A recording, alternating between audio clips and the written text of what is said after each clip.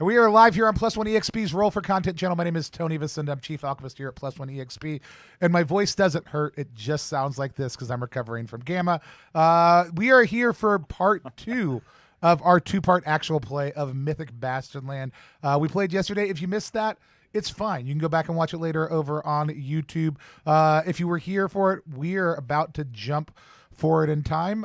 We had a thorough lines and veils conversation yesterday. We checked in before we went live, so we are going to skip past that. I'm going to whip around and have people do a quick round of introductions.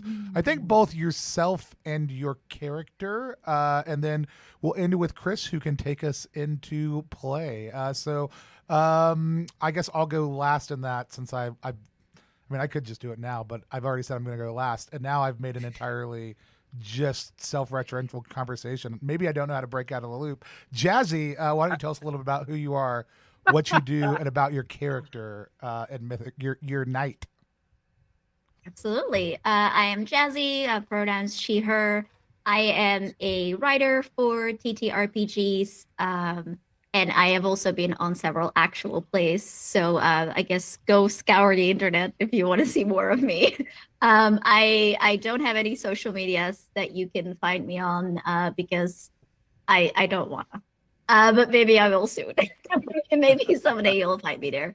I feel like my character after that chaos is like sort of a bit of a continuation of that. We have Dame Dasom, the Fox Knight. I have an ability that allows me to be an illusion of myself once a day and go into safety for that. I have set a boat free. I have fought a lobster, and I am ready to continue the chaos. Awesome. Let's pop straight up to B. Hello, everyone. I'm Narr. You can find me everywhere on the internet at Sassy Lich, which I feel finally the audience here knows what a lich is, and I love it. So that's good to know. I'm a voice actor. I sometimes write for games, and I'm in actual plays, and I'm just generally like, you'll probably hear me screaming and dying in a lot of stuff. Hopefully not today, but we'll see. I'm playing the Weaver Knight prior, and I did not set a boat free, but I did sort of just allow, that to happen. I was like, yes, good. I have talked to a fish. I think I failed a couple of social interactions, but I think I nailed the fish. Excellent. Robin. Hello, beautiful, wonderful people. How are you doing? My name is Robin, Captain Krail on all things. I'm a TTRPG performer and writer. I'm releasing a new game, Rise Wizards, which is a dice stacking world builder where you build little wizard towers and you're filled with hubris, which who doesn't love hubris? I am playing Clyde Crescent, the Meteor Knight. Again, no boats for me, but maybe today we can find the boat that was set free, running wild across the prairie with a bunch of other boats. Yeah, that is me. Awesome. And I am playing Sir Crenshaw Reeve, the Reliquary Knight. Things we know about me is I have the head of a dead king who I can bring back every once in a while. By shaking that hand, they appear. Let's see what I think we've very much identified that I am an observer and a note taker as a knight. Weird thing to be as a knight, unless. But yeah, that's cool. That's what we know about me. Chris, we decided yesterday, it's been a season, and we decided to stop time in America so we could all feel the weight of that season settle into our bones. You've actually done a real life time skip. Yeah. We did it real good. Any notes you want to add? Otherwise, just take us right into play. No, so my name's Chris McDowall. So I'm a game designer at Bastionland Press, and have made games such as Mythic Bastionland, Into the Odd, and others. But yeah, I'm happy to jump straight into it if you are. What I'll do is I'll give you a quick summary. So when we sort of ended the last session, the last thing that we saw was this huge lion crossing over the bridge into the holding of Awakening, and your horses had already bolted and left in that direction. And that was the last thing we saw. And we are going to do a season skip. So we are going to jump forward one season. So there are 3 seasons in a year in Mythic Bastionland. And we're going to go from spring over to harvest. But we are going to check in on a couple of things that happened in the meantime before we go all the way to the start of harvest season. So we won't go into details of like exactly what happened, because the temptation is to tell you everything that happened between then and now. But we're going to take a slightly more literary approach, and we're going to sort of zoom out a little bit. And what's been happening in the meantime is the lion now claims to be the ruler of Awakening, the holding that you saw them go into. All of the animals of the realm are missing and have been seen heading in that direction, and are presumably living within the domain of the lion.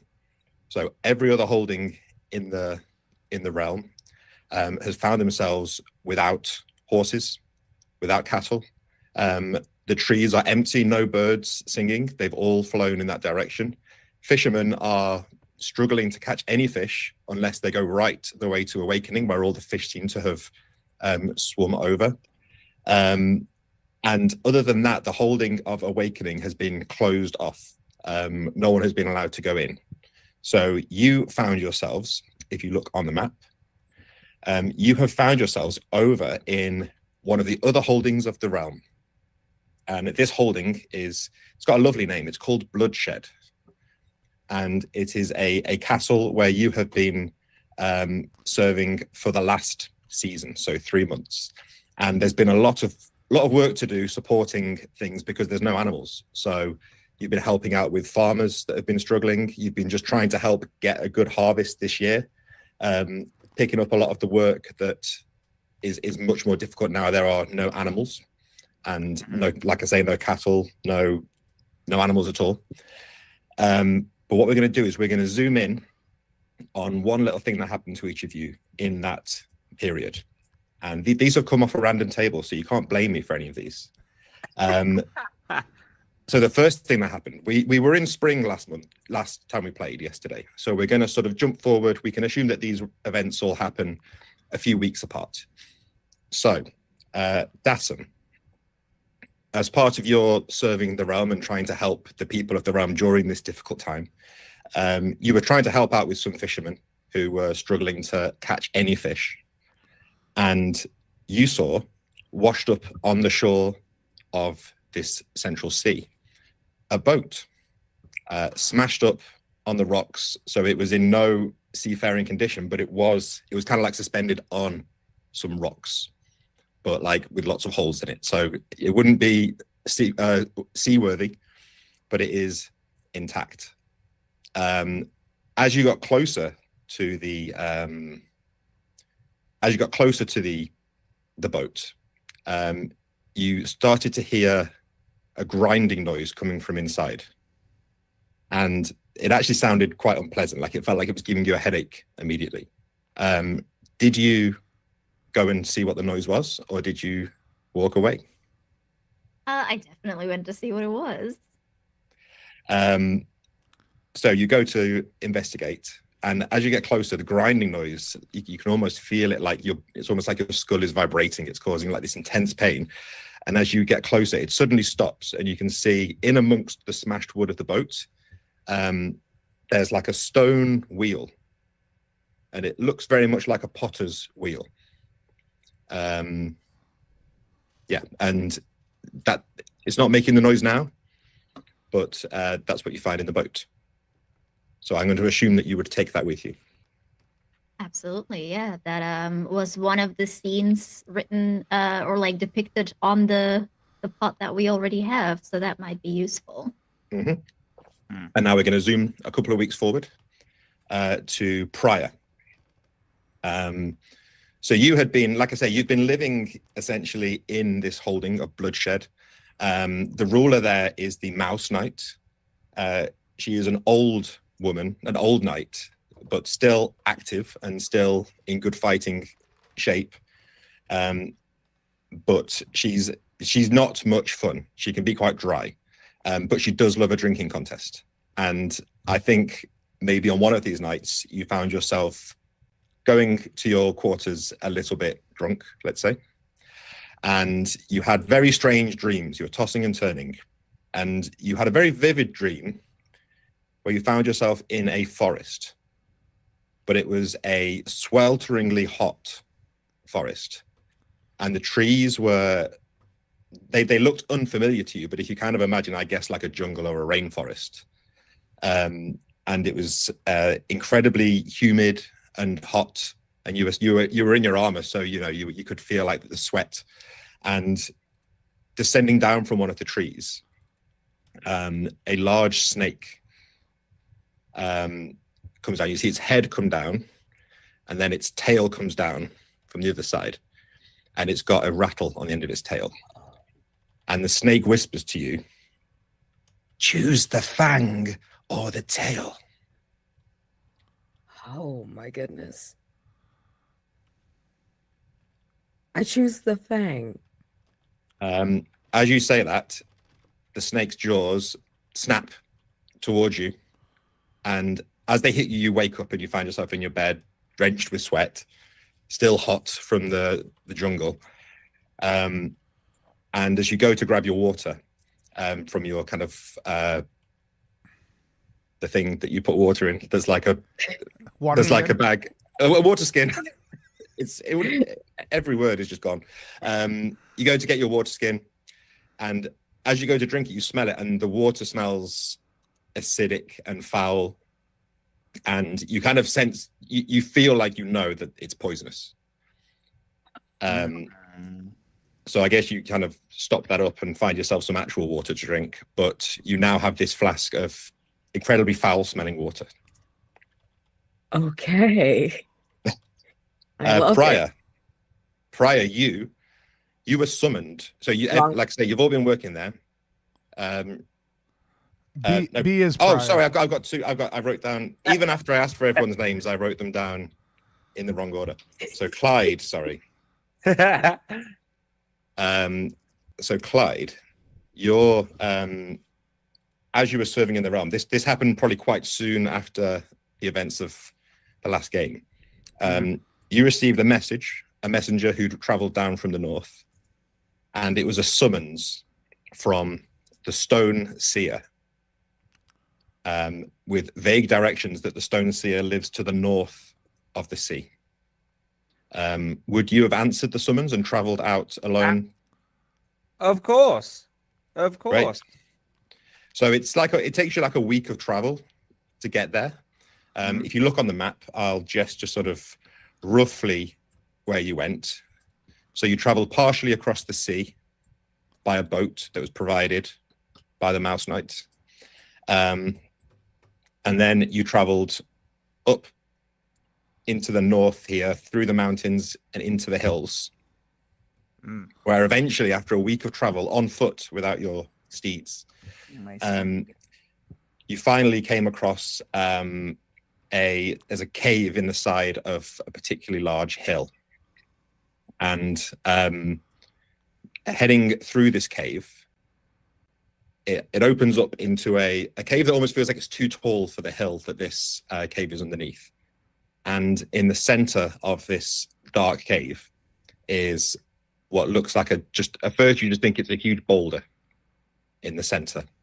And you're kind of looking around at this boulder, and you feel like you start to see, like you'll sometimes think you can see like a face in something. So it doesn't look like it's carved in there, but you kind of feel like you can see the shape of a face in this boulder. And you get a strong sense of disapproval from this huge boulder. What do you do? I mean, I'm gonna kneel in front of the boulder. Kneel in front, I'm apologizing, asking the boulder if I can do anything. Yeah.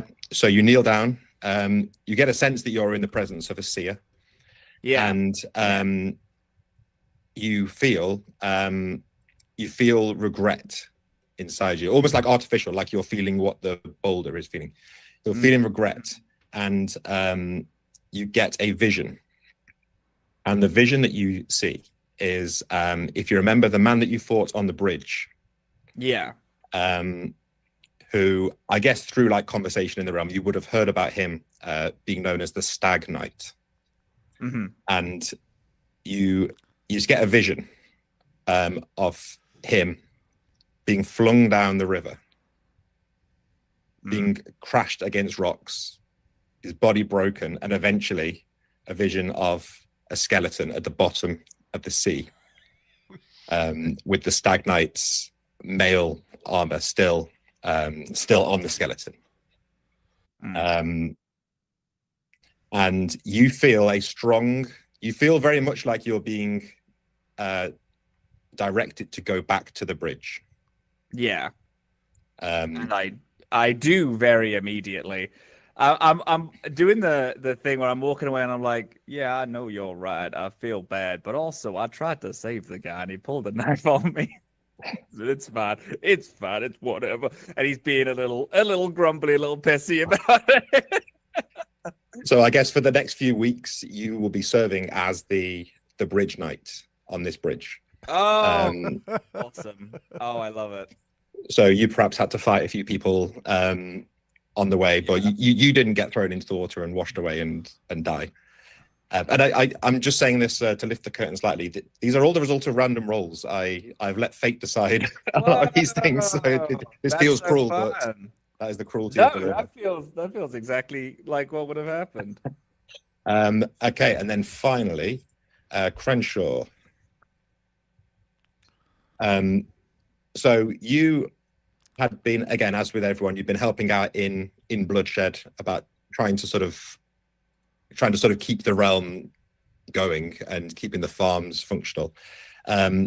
After a while of service, you were summoned by the Mouse Knight, the ruler of this realm, and she advised you that she's looking for a mentor for a squire to follow a more experienced knight and learn how to be a knight. And she kind of calls forth, and it's Barnaby, the son of the horse wrangler that you. Wow. He comes forward. He's got some kind of padded armor that barely qualifies as armor, and a spear. And he says that he's ready to train to become a knight. And he sort of like kneels down and offers his service to Crenshaw. So will Crenshaw accept Barnaby as a squire? Absolutely. I am curious, when I just give Barnaby a huge bag of books to carry, how Barnaby responds. That's classic squire job. Sure. Great. So so Barnaby is now your squire. He's going to be sticking with you and sort of learning from your. Well, you've got some experience now. Yeah.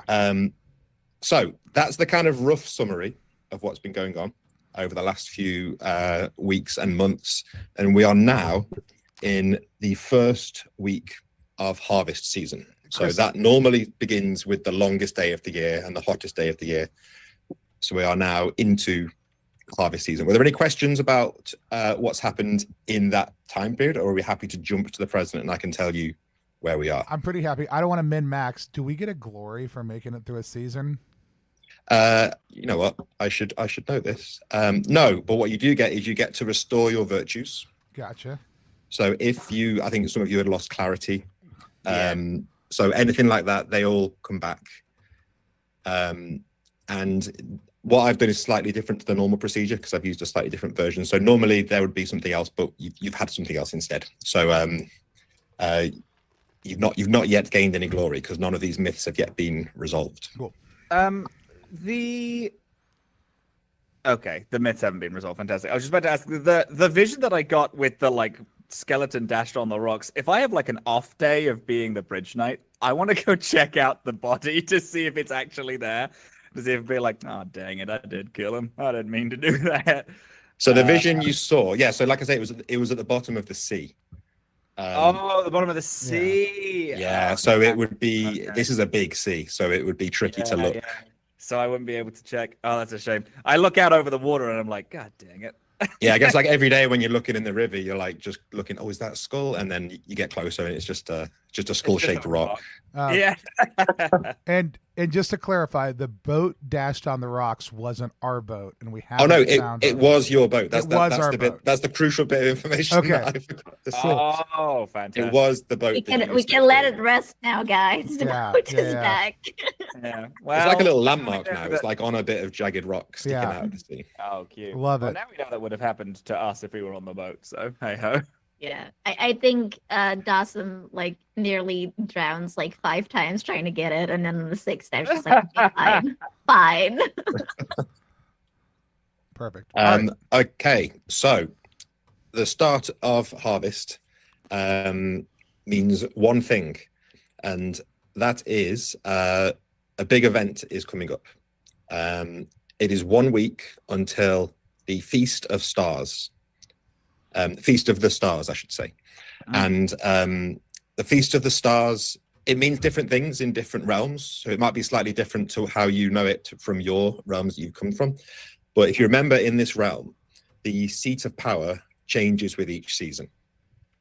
So currently, or in spring, the seat of power was awakening. But normally for the Feast of the Stars, at the start of harvest season, the seat of power would effectively move to bloodshed, which is where you are. And there would be a feast held there to sort of make it official that this is now the seat of power. It's effectively being handed over for the rest of this season. Now, there's been lots of preparations happening around bloodshed, around the castle where you've been staying. And the general consensus is nobody thinks that the lion is going to come, because normally all of the rulers of the realm would come. So you would expect the ruler of awakening to come here, and you would expect the ruler of the third holding, which is up in the north. It's called Choke. You would normally expect the ruler of that realm to come down as well. And they are expected to come. The lion has been sent an invitation, as is tradition. But no one thinks the lion's actually going to come to this feast. And you've got about a week before the feast itself. So you have a few options. Oh, and you are expected to attend as knights, of course. Yeah, of course. You have a week of time before then, and you've got kind of a few obvious kind of choices for what you could do in that time. If there were any preparations around bloodshed that you wanted to do, you could.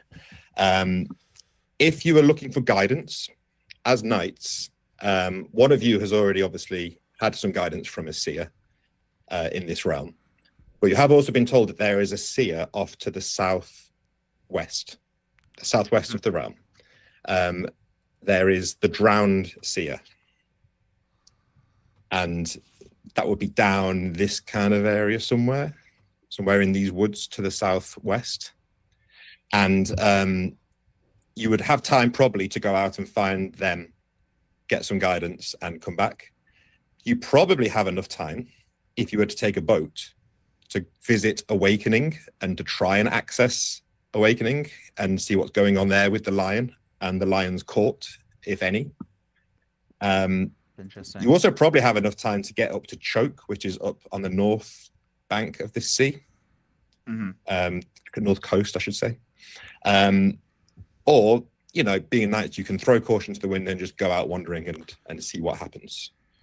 So I think we will say that wherever you have all been, you have all now returned to bloodshed for the start of harvest and in preparation for the Feast of the Stars. In terms of the bridge, another knight actually came to the bridge and relieved Sir Clyde of their duties, and said that they were sent by a seer. They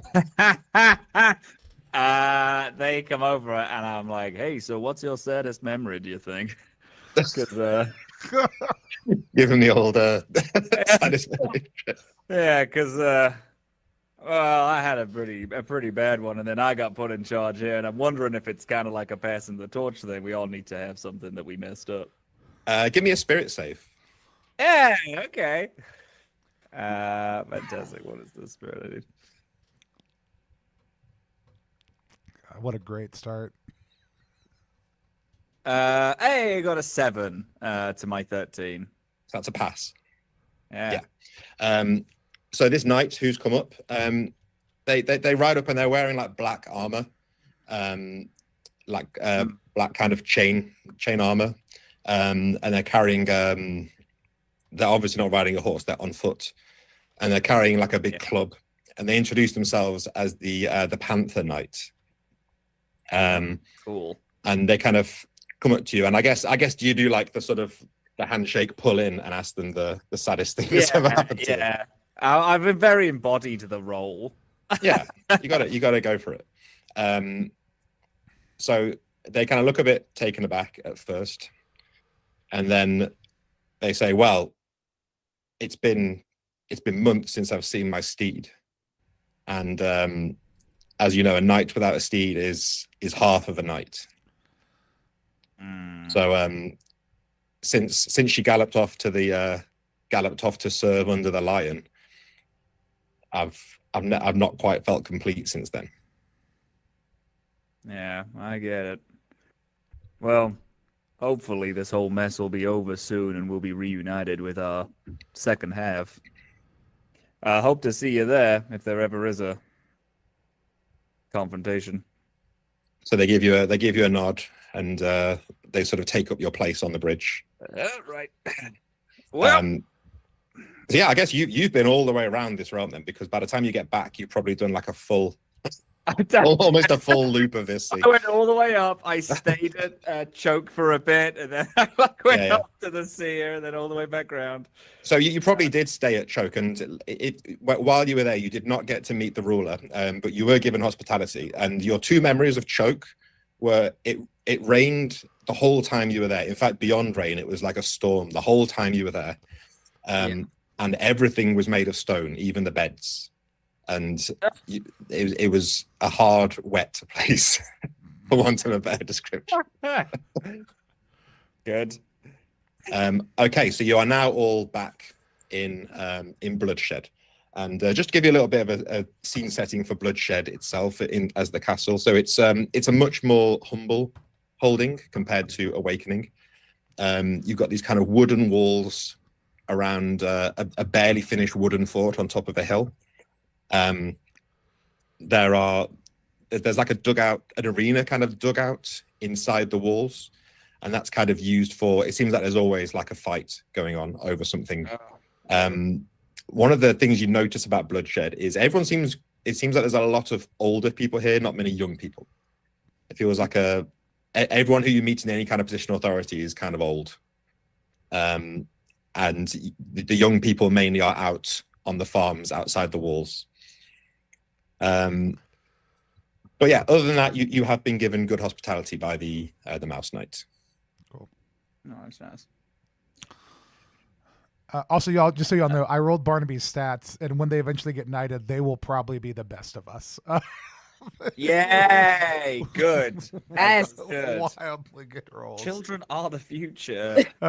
It's squires of the future. Squires are the future. That's the only goal of this session now. Yeah. We need to protect Barnaby so Yeah. he can become The the best chosen knight one. there ever was. He'll defeat the Beast King. No, that's please. Speaking of, do we want to try that, or where would we like to go?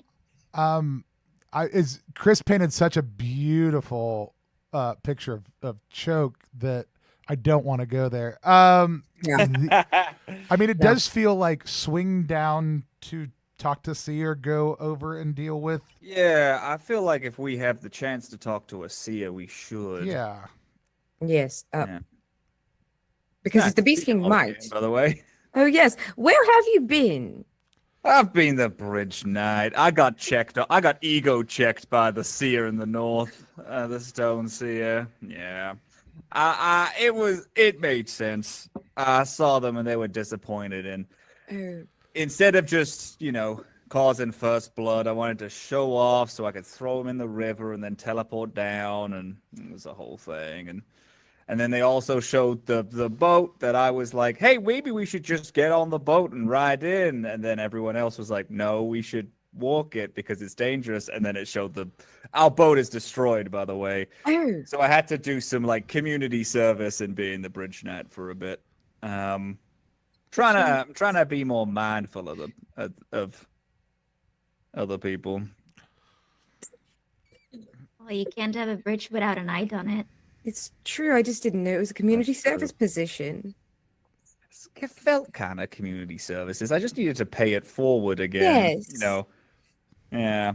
And hey, it will serve me. But it's nice to see everyone again. I hope everyone else has been. Barnaby, it's nice to see that you're squiring now. That's good. How's everyone else been? Well, we haven't been bridge knights. Yeah, so good. You've been really good. I have been trying out pottery, but it's not going very well. I don't know if it's good enough to trap a beast, but we'll see. Hey, you know, I always had the inkling that you'd be the one to save us all, so that makes sense to me. I mean, just because we're knights doesn't mean we shouldn't have hobbies, right? And I found this in our boat, so it feels a little bit. It feels like it's fate, maybe. Yeah, Maybe you're the Potter. Maybe I am the pot. yeah, maybe so. That's what I'm thinking. Maybe deep down That's what I thought. inside, we're all the Potter. It's very philosophical of you. The Potter is the friends we made along the way. So you yeah, so is We all the catch plan to up. sort of ride south then and look for the seer? Yeah. Yeah. We're starting I love at. We're seeing. starting at. What is it called? Blood what? Bloodshed. Let me put you back here where you are. So you are in Bloodshed currently. It is morning on the first week of harvest. And our Do we choices have are. time to do the seer and the king, Look- or do we need to pick one? You have a week, so it's it depends how long it takes you to find the seer. You probably don't have time to do both. You could probably take a boat to Awakening and be back in time for the feast, or you could go and look for the seer and be back in time for the feast. It's probably unlikely that you could do both. Mm, I still feel like seer is the way to go. yeah. I also feel that, but I am open to doing another thing if people wanted. No, I think there's still a chance that the Beast King does show up for the festival because, well, he has been invited. And if he shows up and we don't know anything, My fear is that, honestly, he does turn up, and it's a little bit bloodier than people are preparing for. yes, that is a concern. A bit of a hostile takeover. Mm. As long as we're back. And I do have something we can poison him now. I believe I have some poison. Dream Snake gave me some. So as they do. Yeah, I'm sure. So which direction are you going to be riding at? Do we want to go into the the green treed area or the red? I think also treed, but much creepier area. I think as the crow flies, it's the creepy one. I believe so too. Creepy area is cool. So we're gonna go southwest, south. So to this one. Yep. Okay, cool. That's wrong. So you ride out, and the holding itself of Bloodshed is kind of like in the woods, and we're in the, like I say, we're just past like the middle of the longest day of the year and the hottest day of the year. So we're the trees are in bloom. There's fruit. It's the forest is very lush in many ways, but it is noticeable how quiet everything is. There is no bird song, no bees buzzing, no clippy clop of your steeds on the ground. You are just trudging by foot through the woods to the southwest, and the canopy here again. As you get deeper into the woods, the canopy starts to sort of cover the sky. which was a nice, bright, sunny day. But sort of shining through the leaves, it kind of like the light takes on a sort of blood red color as it shines through these red leaves of the trees canopy above you. And yeah, you ride through the afternoon, and it's sorry, you don't. I'm gonna have to stop saying ride because I'm so used to it. You walk. You ride your lower bodies. Yeah. You ride your feet out into the We're the woods. doing like the Monty Python thing. I was We trying have not to do the coconut. coconuts. Yeah, we've all hobby horsed up. Yeah. And yeah, it is eerily quiet. And yeah, it is now the afternoon. So where do you go from here? I guess the peaks directly southwest again. Yeah, so you can probably sort of get a little bit of the lay of the land. You can see that the woods continue in this direction. And to the southwest, the woods make way for these kind of sharp, jagged, sort of this craggy landscape.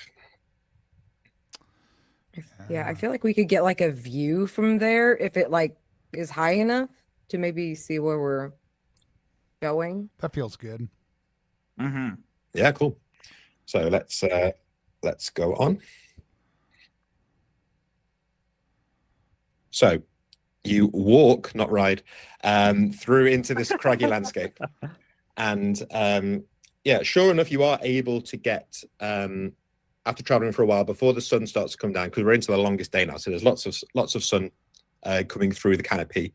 But you are able to kind of, once the canopy opens up and you're into this craggy landscape, you are able to clamber up onto a reasonably high rock and get a little bit of a sense of the lay of the land. And you can see stretching ahead of you to the southwest, you can see that the land gets softer and boggier in that direction.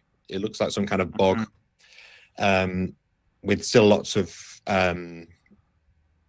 shrubs and sort of hedges and things in there. It looks like reasonably tough going, but nothing unmanageable. To the northwest, there is a row of crags that are higher than the ones you're at, and it looks like it would be impassable. So you kind of feel like going northwest would be impossible. It's just like blocked by this craggy landscape. And other than that, it is mainly just all these areas that you can see with the red here. It is this boggy landscape stretching ahead. And as the sun does start to go down, but not when it's fully dark yet, the sun's starting to go down, but you can see the moon. You know when you can sort of see the moon before it's fully dark, and the moon is sort of alongside the sun, which is strange.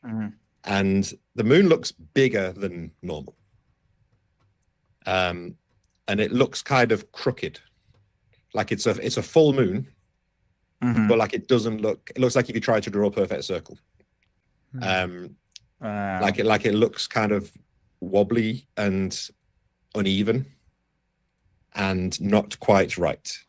And as the sun continues to go down, and presumably you're going to set up camp for the night.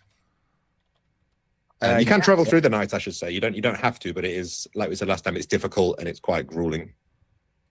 But the moon is looming high and full and oddly shaped. Can I study the moon to see if, like, I don't know, if its light is maybe showing or like falling in a certain direction, or if like the crooked parts is like showing us a path or something like that? If it's like there's something to be gleaned from it? Yeah. You notice that it's sort of like it seems to be moving at like the normal way that the moon would move through the sky. Its sort of path and its shining doesn't look unusual. It does just look like, it almost looks like it's been like misshapen, like metal that's been beaten into an unusual shape. As animals have moved towards the awakening, have there still been I mean, like, obviously rumors come in all the time, right? I get it. Yeah. Have there still been reports of monsters abroad? Specifically, have we heard anything about a giant black lobster out in the world? The story that you heard since then, the story that has come up a few times is like a local legend. If you remember, you heard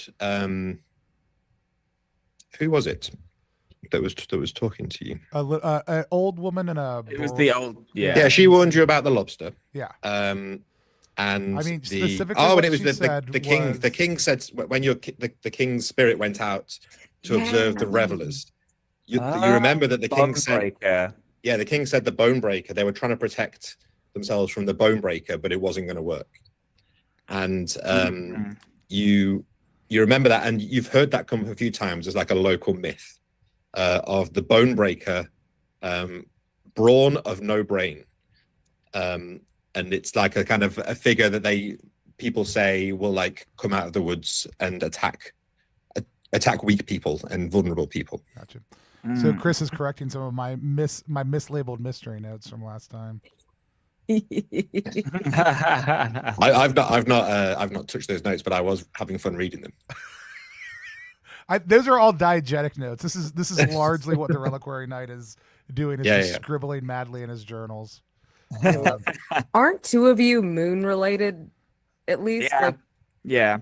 I feel like you would be able to also glean something like Dawson tried to glean from the moon. Like I feel like you Yeah. something. Tried. I mean, it's the moon. The moon isn't giving anything more than the fact that it's all crooked and weird looking. Yeah. Okay.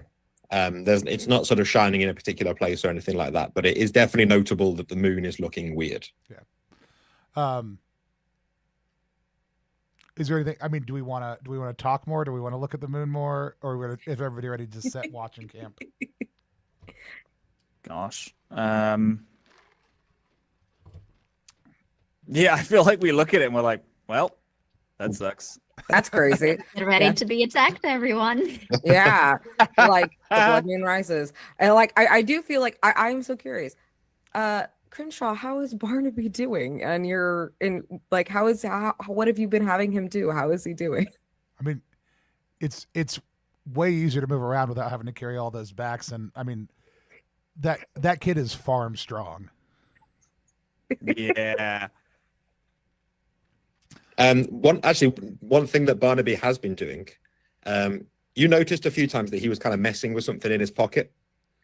And it wasn't suspicious, but you just kind of noticed. And I guess one of you would have asked, like, "What's in your pocket? What are you doing?" What's up? And he showed that he had in his pocket, he had a chrysalis of a butterfly. Cute. So it's a cocoon chrysalis thing, presumably with a caterpillar / butterfly inside. And he said that he'd heard that if you raise a butterfly from caterpillar to butterfly, that butterfly would grant you the ability to speak to animals. And he says he knows it's probably just a myth, but he wanted to try it. He thought it might be useful.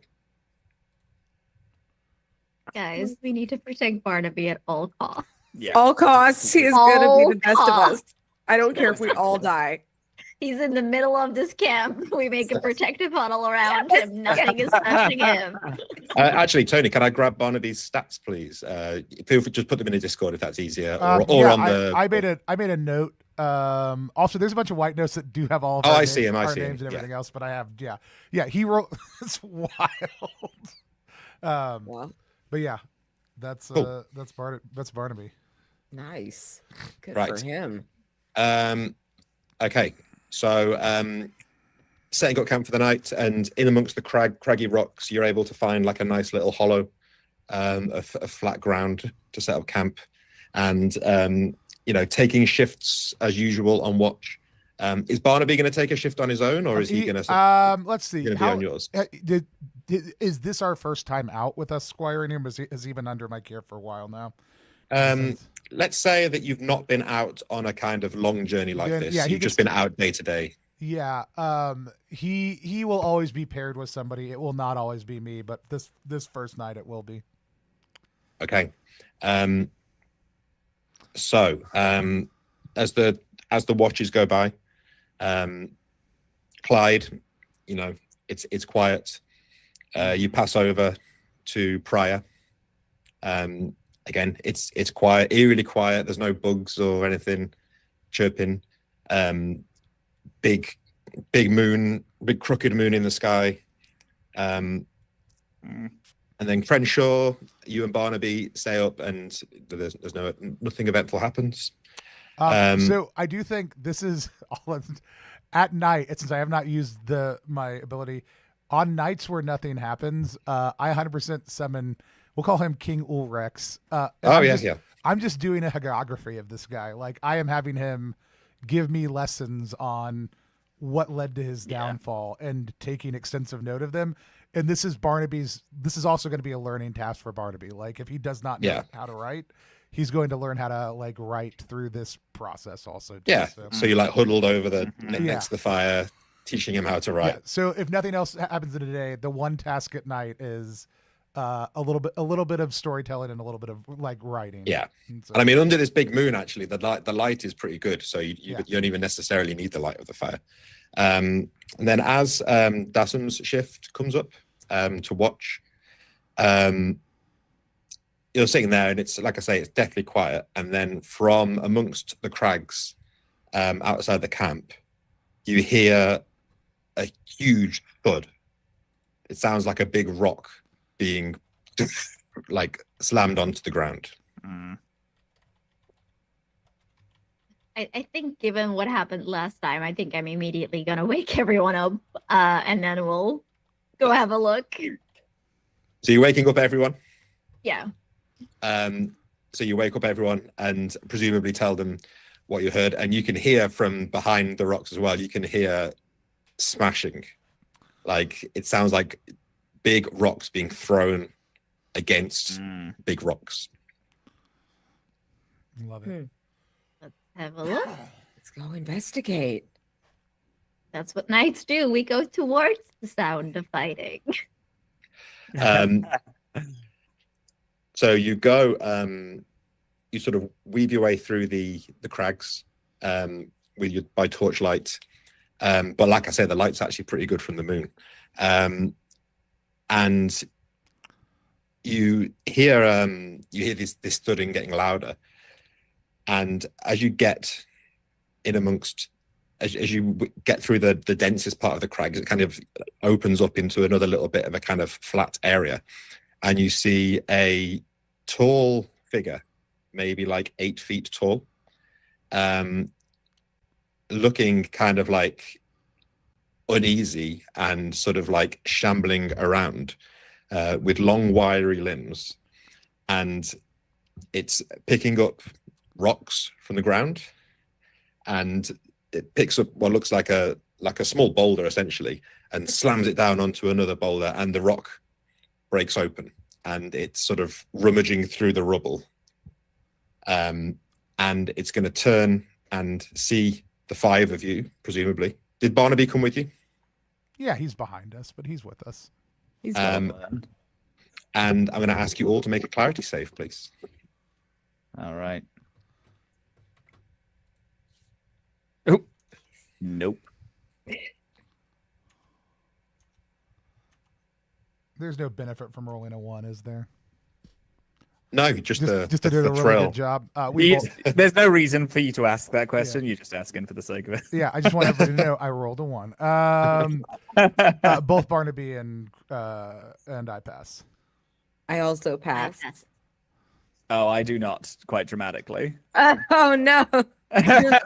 You're turned around. I don't know. I'm turned around. Clyde is like instinctively looking for a bridge to protect. Well, actually, which of you has the lowest vigor score? I have 9. 11. 6. 6. I rolled really bad, guys. When I first made this Barnaby's character. vigor, Tony? Sorry. Barnaby's is 11. Okay, so he's fine. He's farm strong.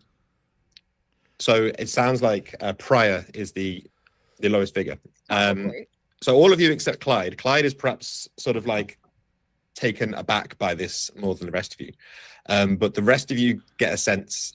You see this thing lock on to Prior, and it's got this big misshapen head. He does look somewhat humanoid, but looks like a huge, stretched out, overgrown person. And he reaches down and he's picking up another large boulder, and his eyes are fixed on Prior. What do you do? Can I ask how big the boulder is? Let's say Prior sized. it would really hurt to get this boulder thrown at you. Well, because I wanted to see if I could work Oh, in you do. left.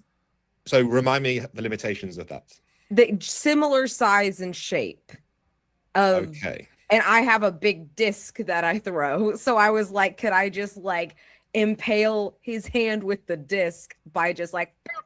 And maybe I do have to dodge the boulder because that would be in my hand. That might be a bad idea. I think similar size and shape, you would need something that is like Much bigger.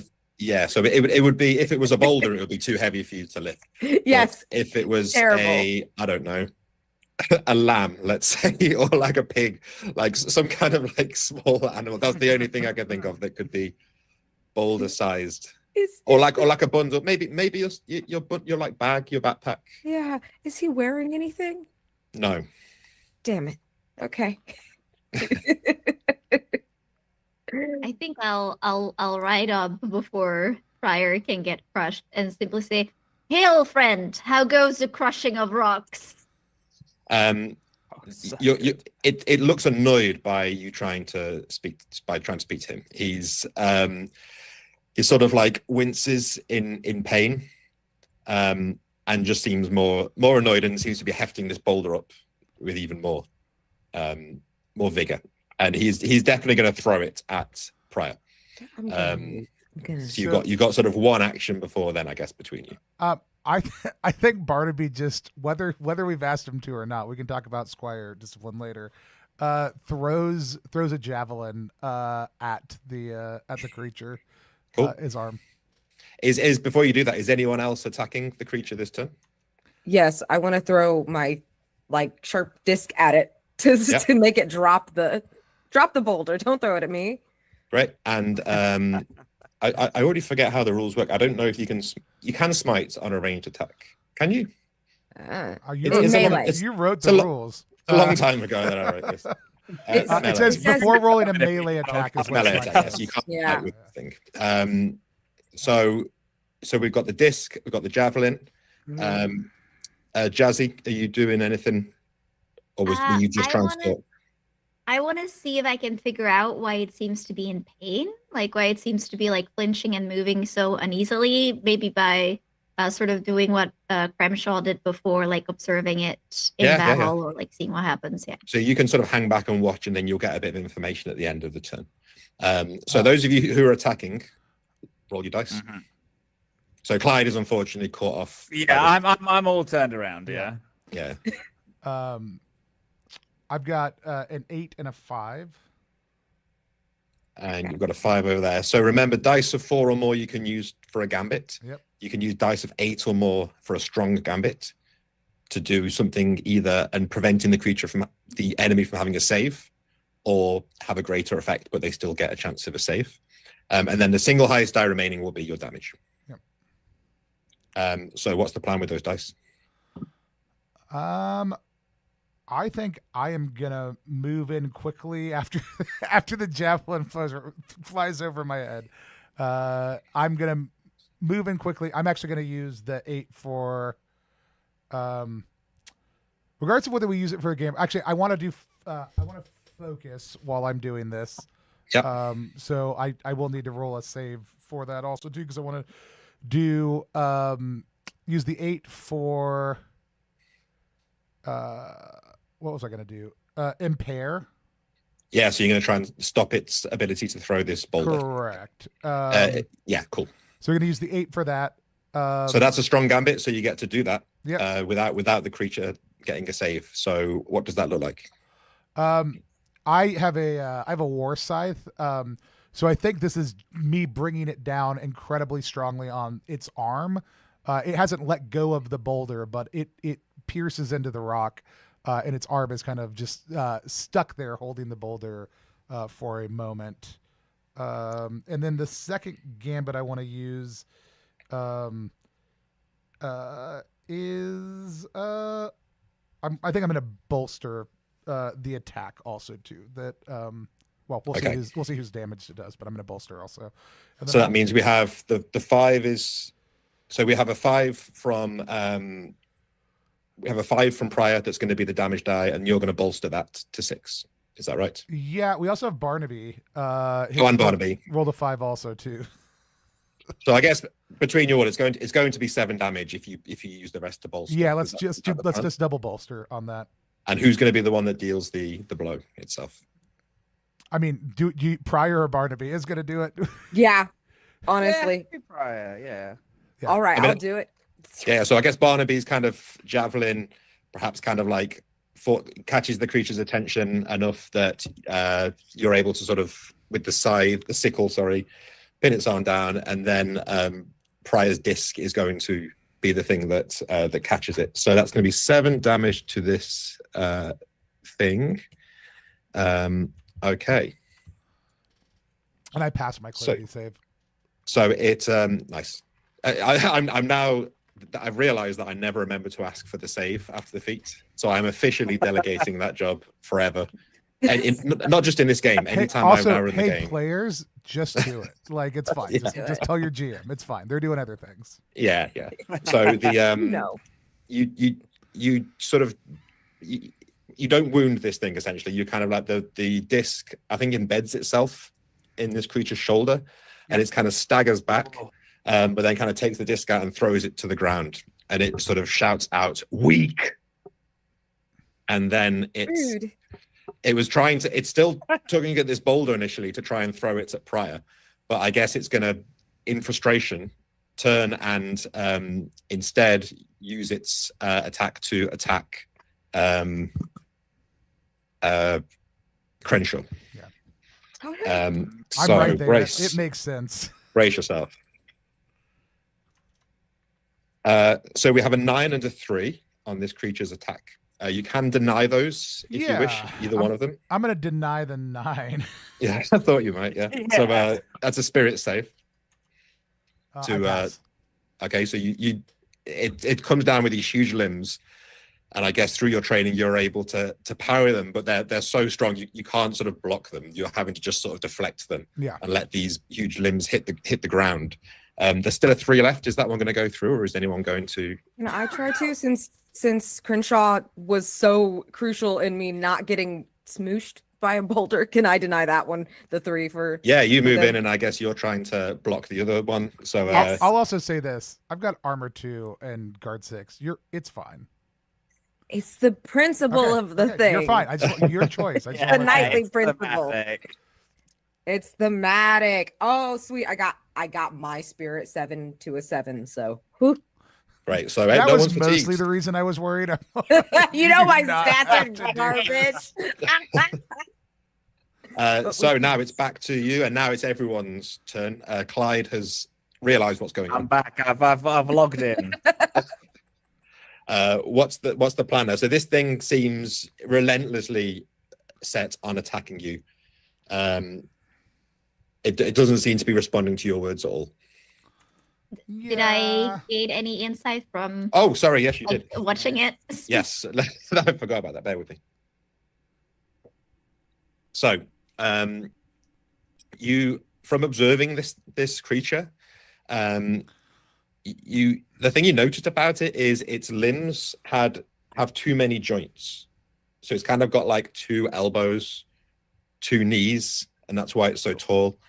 And it's simultaneously like gaunt, so you can kind of see like its rib cage, but it's got like these wiry muscles all around it, and it's this big sort of pale skin almost stretched over it too much. And this looks like something that has been cobbled together almost from other bones and other body parts. So this does not look like a natural. It certainly does not look like a normal human, and to your eyes it looks unnatural and almost constructed. Right. Fun, fun, fun, fun, Terrifying. fun, fun, fun, fun. Guess we should put it out of its misery. And also, did it wince when there was like a greeting, like When we spoke to it, yeah. when Dassam spoke to it, did it like wince at the noise? Yeah, it seemed more annoyed than Okay. pained Okay. This is good to know. and like angry. Cool. There's no like. Sorry, Tony. No, go ahead. There's no. Are giants like considered like close to like beast at all? Like is this thing like kind of half being lured in by the Beast King at all? So you probably heard like stories of giants, and in the stories that you've heard about giants, and you probably I certainly don't think you've ever encountered a real giant. You only know them from stories. Giants are considered, they would not be considered animals. They would be considered, I guess, just like mythical creatures, like separate to nature. It's a different, it's a different category. Okay, fantastic. Yeah. That's the other question I had. Great. My apologies, Tony. Feel free to continue.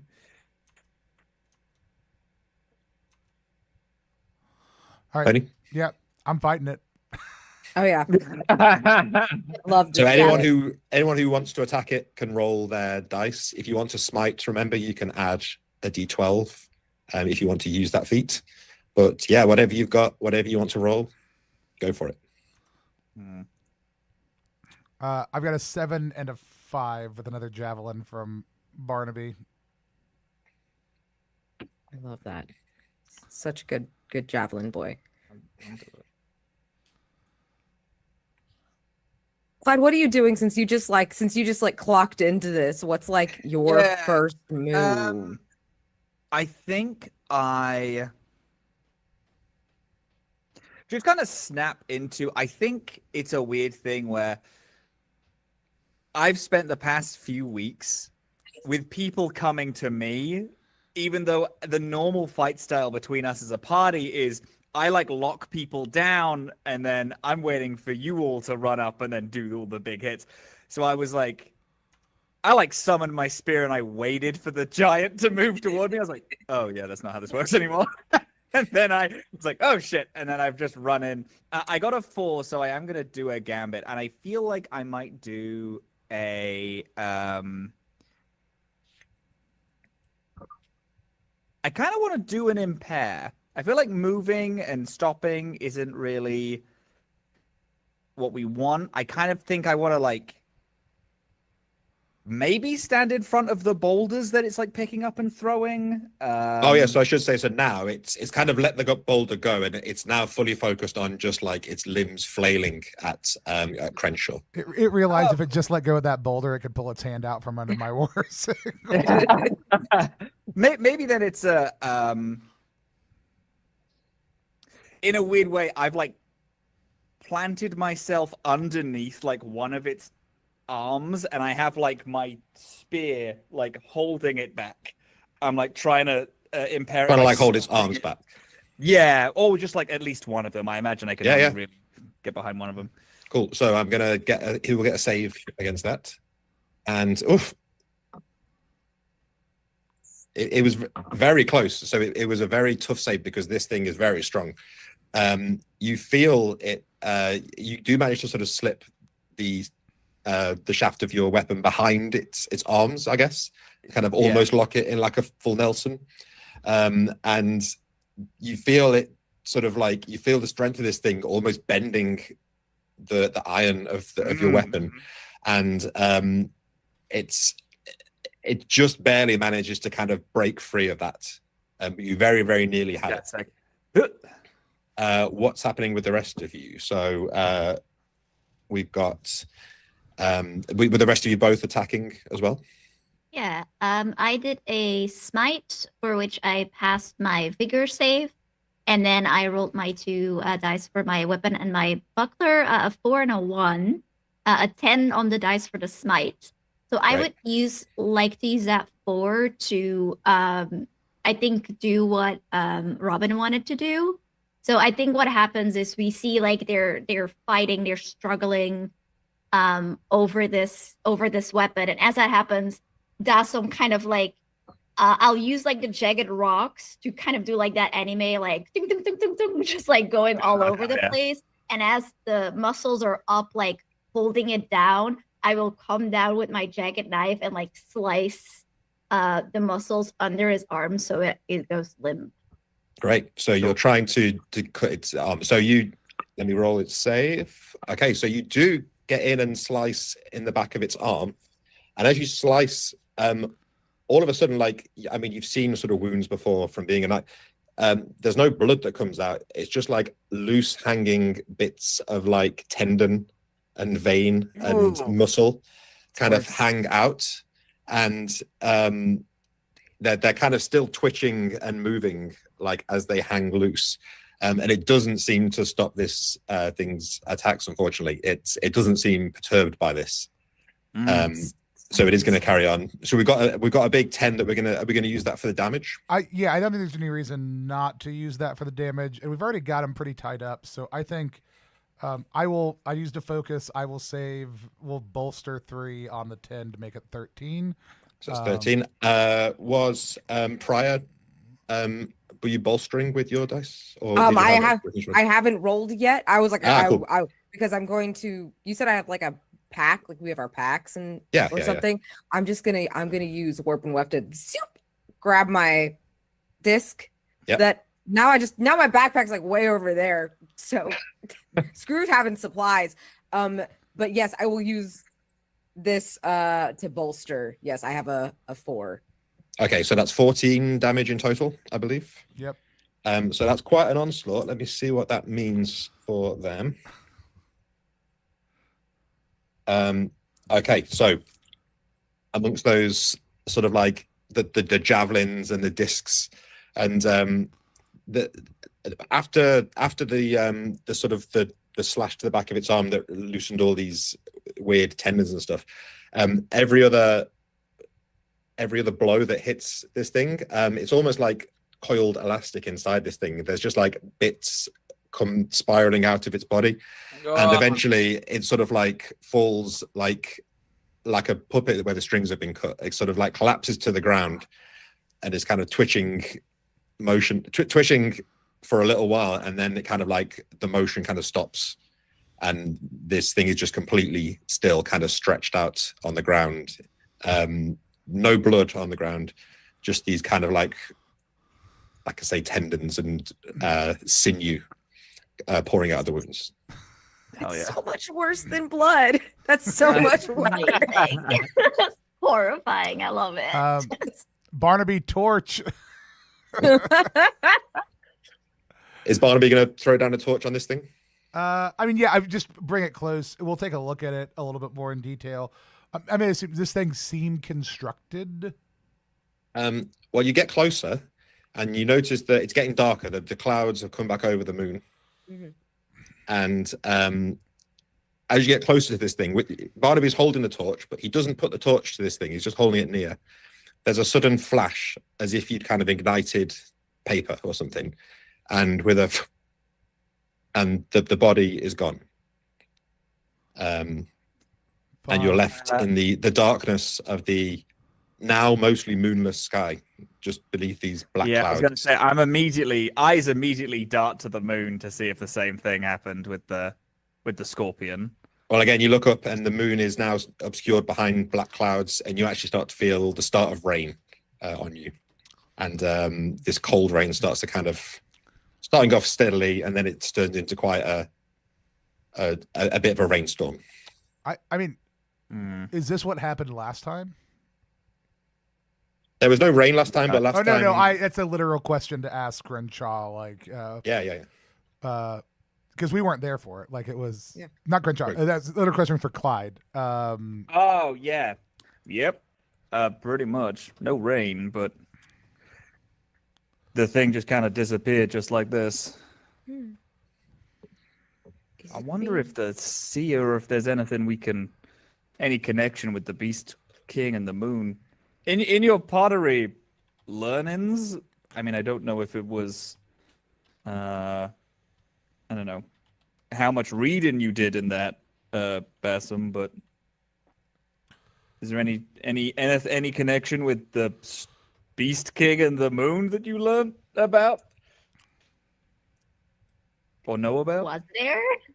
Well, I guess you've still got the pot that the Potter gave you. I guess not. You Yeah. might not literally have it with you now, but it's on that story. There was nothing about the moon on that No. story. No. This seems to be a different thing. Damn. Uh, All right. So you are all again. You're going to have a troubled night's sleep. So you can all lose D6 clarity. Cool. The best. Luckily, clarity comes back with the seer's guidance. So all the Oh my more God. reason, all the more reason to go and find the seer. Ooh. All right. And let me know if you ever hit 0 clarity because that's bad. I'm good. Unlucky. Okay, so I guess you're heading back and you get the rest of a disturbed night's sleep. And waking up the next day, it is still raining by the time when the sun rises the next day. I sent Barnaby to go recover his javelins. Also, if we go look at the remnants in the morning of the smashed boulders, is there anything particular about them, or does it just seem? No, the boulders are still there, so that did happen. And, I just is there anything yeah. inside of them? These are just normal rocks. This guy was No, smashed they up. just look like big rocks that have been smashed Okay. into pieces. Nothing unusual there. Hmm. Okay, so it's the next morning of our second day. So it's now 6 days until the feast. Where are you heading? So you were given the direction you were given said that it was in the southwest sort of reaches of the realm.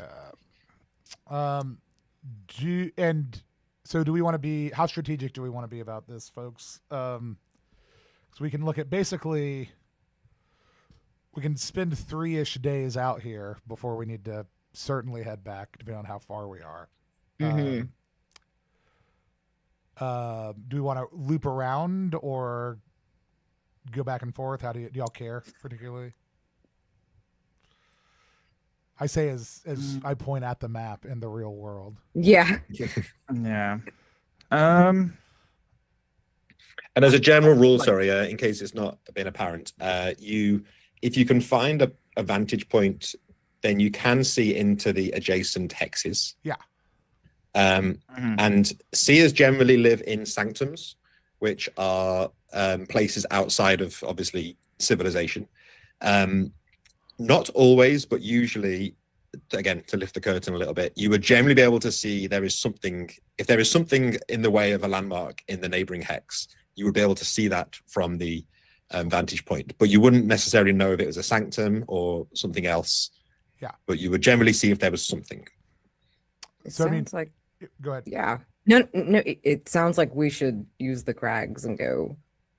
Well, the crag next to us we knew was impassable, basically. Yeah, it's impassable for you to get here. So there's like a barrier between your hex and that hex. The The foliage, ones we're on. the foliage that we see down in front of us, because we saw it was kind of boggy down there. Yeah. I'm assuming these mushrooms are not to scale, or did it look like giant mushrooms down below? You did not see giant mushrooms. Though. Okay.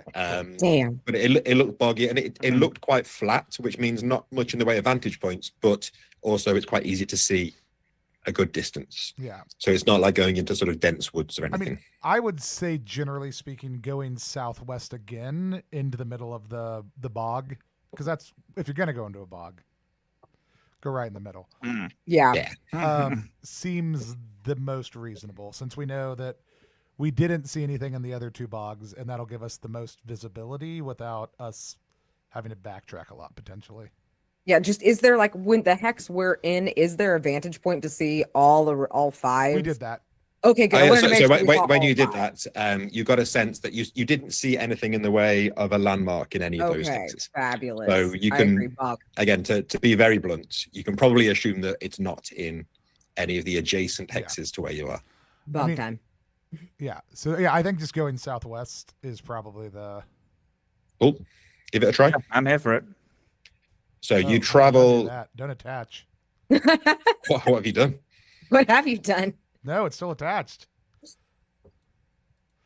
Chris, I'll let you move it southwest while I figure out what's going on. There we go. I got it. There Yeah. we go. So you ride. No, you don't ride. You walk. You squelch into the bog, and as you expected, it's pretty unpleasant going on foot.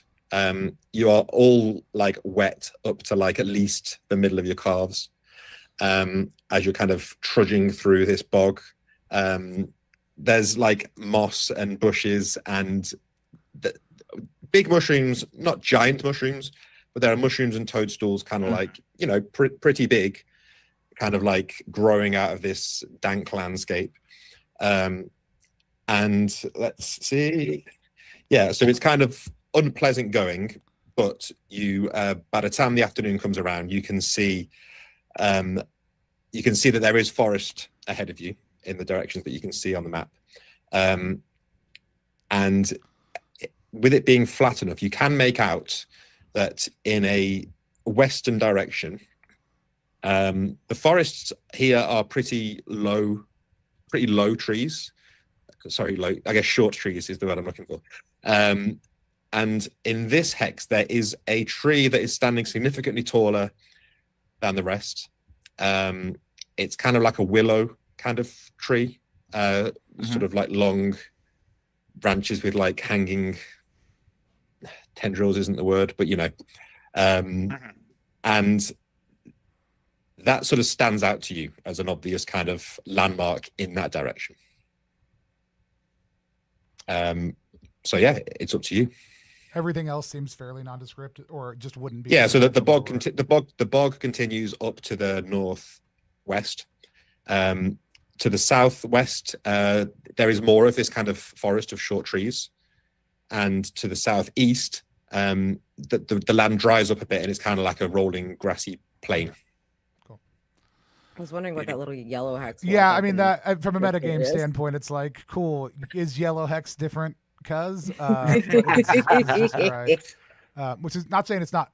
Honestly, strategically, moving into that hex, even if it's not the seer, if we can climb that tree and observe around us, it'll give us most of the rest of the point of view of everything else. So that does seem It like will. the best. Cool.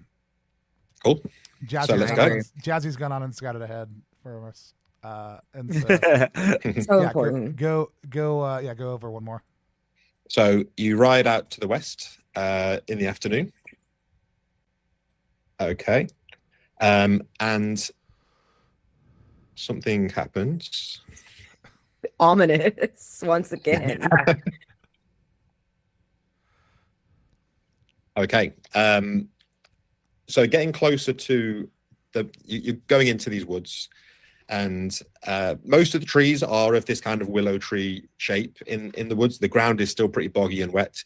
There are like little streams sort of trickling between the trees. Again, we're still dead silent here, no birds or anything in the woods. And as you get closer to this this kind of tall tree that stands above the others, you can see that there are wooden boards have been kind of hammered into the trunk of this tree. So the trunk is maybe, you know, wider than you can stretch your arms, and these wooden planks or beams have been sort of hammered into the side in a kind of spiral pattern, like a spiral staircase going up the outside of this tree trunk, sort of like dodging between its branches, and it goes up into the vegetation above as high as you can see. Love it. This feels good.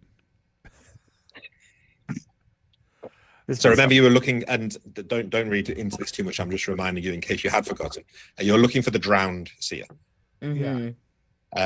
So you're heading up the stairs.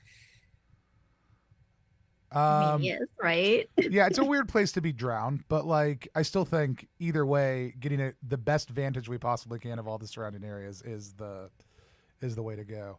Maybe she has a bathtub in there. We don't We know. we don't know. We don't know.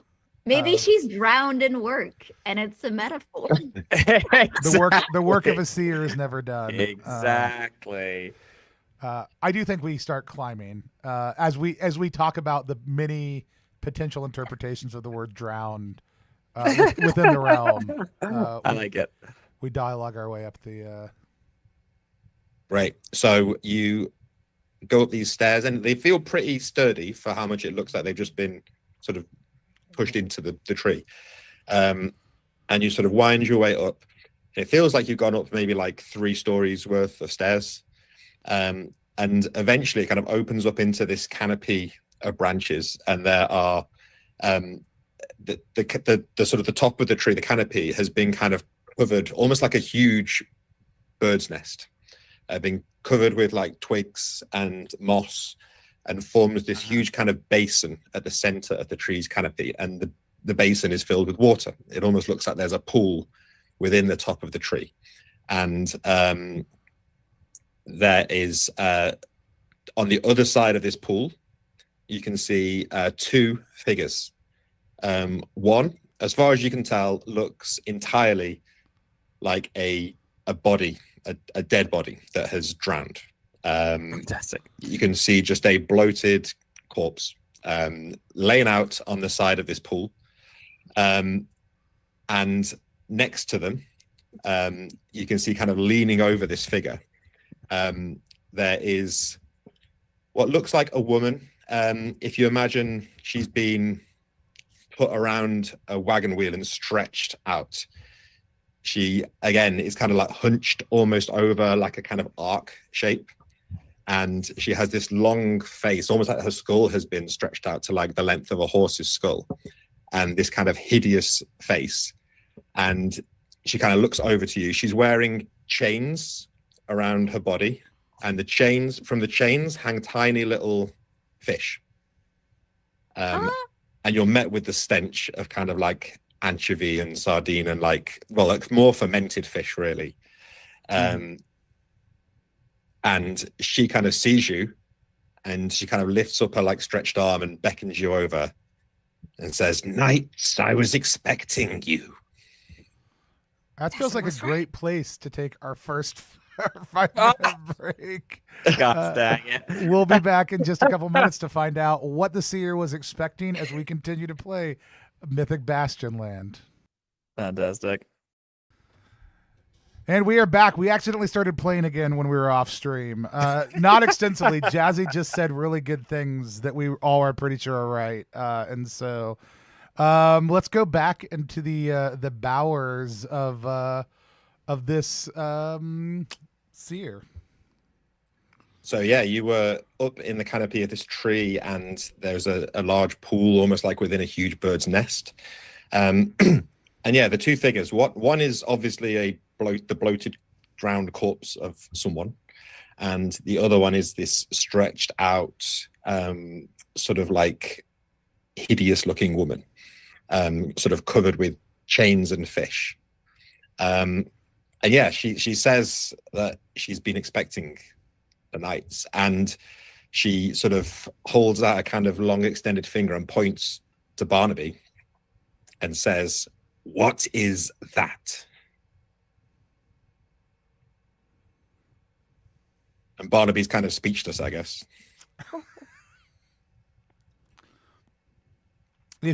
If you were, have you not met? Don't the seers? I was knighted by a seer.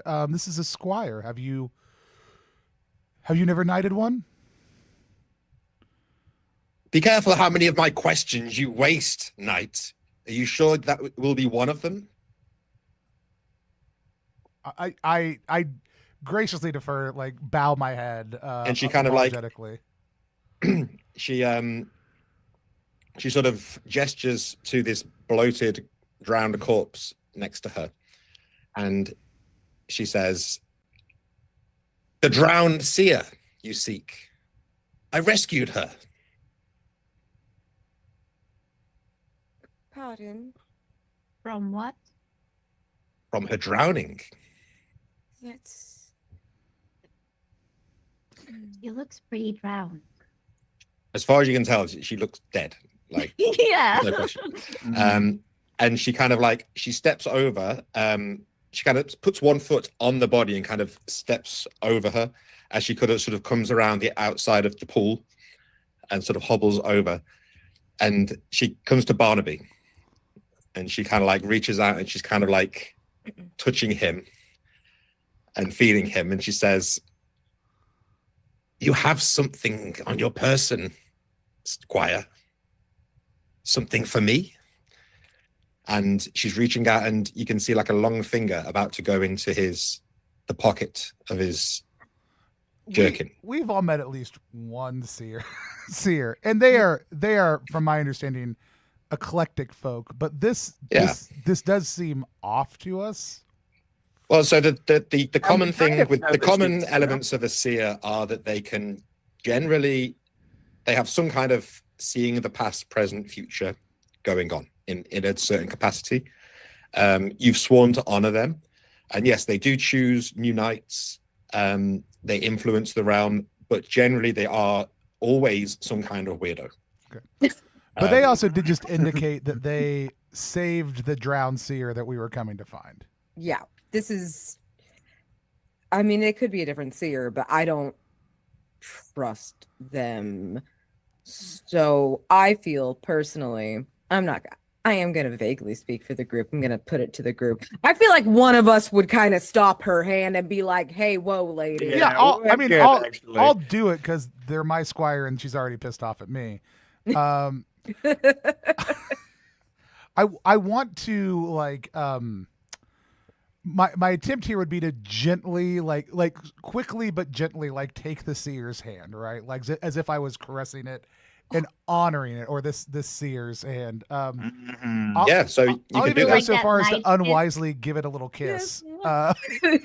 So you sort of step forward to take the seer's hand, and as you touch her hand, it's cold and bony, and you feel a feeling like something is being taken from you Oh, great. inside you, Great. and the seer's eyes roll back in her skull, and she says, "Yes, I can see it. I can see your contempt, your hate." So who is there anything or anyone that Crenshaw hates or has like loathing or contempt for, Oh God. or like a general thing? Yeah, I think ignorance would be the easy thing, which is but that again, that feels easy. I mean, I think, God, I can't even remember the name of the king exactly. I said King Ulrex or whatever I said earlier. I think there is a level at which it feels like a burden. Like, I do think I find this person contemptible, but I think there are too many lessons to be learned from their downfall, not to fully engage with my quest around it.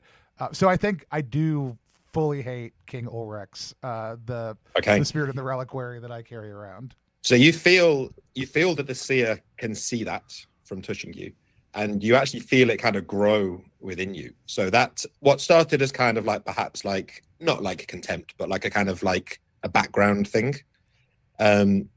Crenshaw feels like suddenly a strong sense of contempt and hatred for the king. I'll leave that with you, but that is something that he feels within him. And then she kind of pulls her hand back, and she says, "You have broken the bone breaker. I see." Oh, I did not put two and two together. I'm going to be so for real. So she says that she sort of has seen that you've slain the bone breaker, and the black lobster of the woods. And she says, "Are you prepared for the third moon?" We were prepared for the first two and didn't even realize it. What will the third moon bring? "I can tell you that in return for," and she points to Barnaby's pocket, Perhaps "his beloved thing." is there another trade you would be willing to make? No. You would answer if you would answer, Sia, about. Give me the a spirit save thing. if you're talking back to the seer. Yes, oh God. Oh, okay. 6 under 7. Hey. She We're kind of rallying for Barnaby. she jerks towards Prior, and she comes up and she's trying to not attack you, but she's trying to put her hands on the side of your head. Are you going to stop her? I think there's like a scooch of a jerk back, but realizing that's probably stupid, I stop. That seers are weirdos. You gotta let them do their thing, you know. So she kind of, again, she touches you, and you see her eyes roll back, Yeah. and she's you feel this kind of strong sense of like, you feel hatred, and I guess you might actually feel your hatred for this whoever this is fueled as well.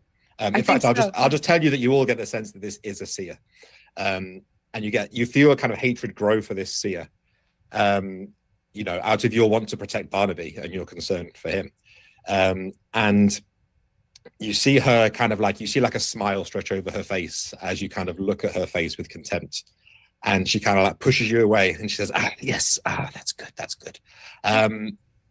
We have more important business than moons. What did you come here to ask my guidance? Before we get to that question, I think while all of this like eye rolling and face grabbing is going on, I would love to go Please. see, like, sort of lean into the pond that the drowned body is in and see if there's like any sign that she's not that, or that I can help her if she is. So you're looking into the pool or at the body? Because the body has been kind of pulled out and put on the side of the pool. Oh, at the body then. Okay, so you look at the body, and they look like, from all compared to this monstrosity that's here, they look like a normal person. It looks like the body of a woman that has been drowned. She has long hair. It looks like the body has been underwater for some time. And it's pretty hideous, as you can imagine. But from what you can tell, they have the body of what looks like a normal person. And the only thing that is left, the only thing that's left on them in terms of clothing is they have a sort of a silver bracelet around one of their wrists. I think I would like to gently put the body back into the water, because maybe that's where she belongs. Okay. Are you doing this while the seer is grabbing? Yeah. Okay. So I think the other seer is pretty distracted by this. So you push this body back into the water, and it kind of like, the splash that happens, the water is clearly deeper than it looks, and the body kind of sloshes right down to and immediately sinks out of view. And there are bubbles bubbling to the surface and some disturbance as well. And the other seer, who's been grabbing Prior, as this happens, she sort of turns immediately and sort of points and says, "Which of you did this?" And I mean, you're stood like right next to where the body was. Yeah. So she's going to point. Like me. She's going to point to Bassam and say, "Why?" It just happened. No, I wouldn't lie to a seer. I'll say, well, she is the drowned seer, is she not? Should she not be drowning? And this creature, she throws up her arms and screams and starts to run down the stairs. And she's going to run down the stairs, unless you are going to stop her. She's going to run down the stairs, and she's just fleeing. I mean, I think, yeah, if we can, I'll do a polite, like a seemingly polite back and forth to keep her from quickly getting around. I also kind of want to get in the way a little bit. Hey, if there's stairs, if there's a window, I'd love to I just leap out of the window and I just get to the front door and I shut the front door. I mean, it's all open air. It's the like it's just an open canopy, staircase, almost like a huge bird's nest. But you could jump down. Yeah. You just jump to the bottom. I mean, your whole thing is jumping to the bottom of it's things. deep and I don't take any damage from any falling. So yeah. And are you going to try and block the seer from running away? So yeah, we're gonna. I think Ritual at the top we're gonna start like Barnaby and Crenshaw are like fumbling back and forth, like intentionally blocking the seer without it seeming without it being disrespectful, but as much as possible.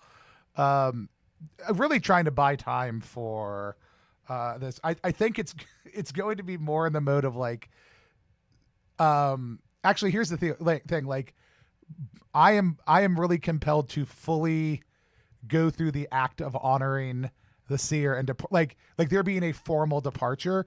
So Crenshaw is trying to go through every last step that you would do in fully honoring a seer before departing with this seer. Unless they physically get in an altercation with me, I am pushing every form of ceremony on them.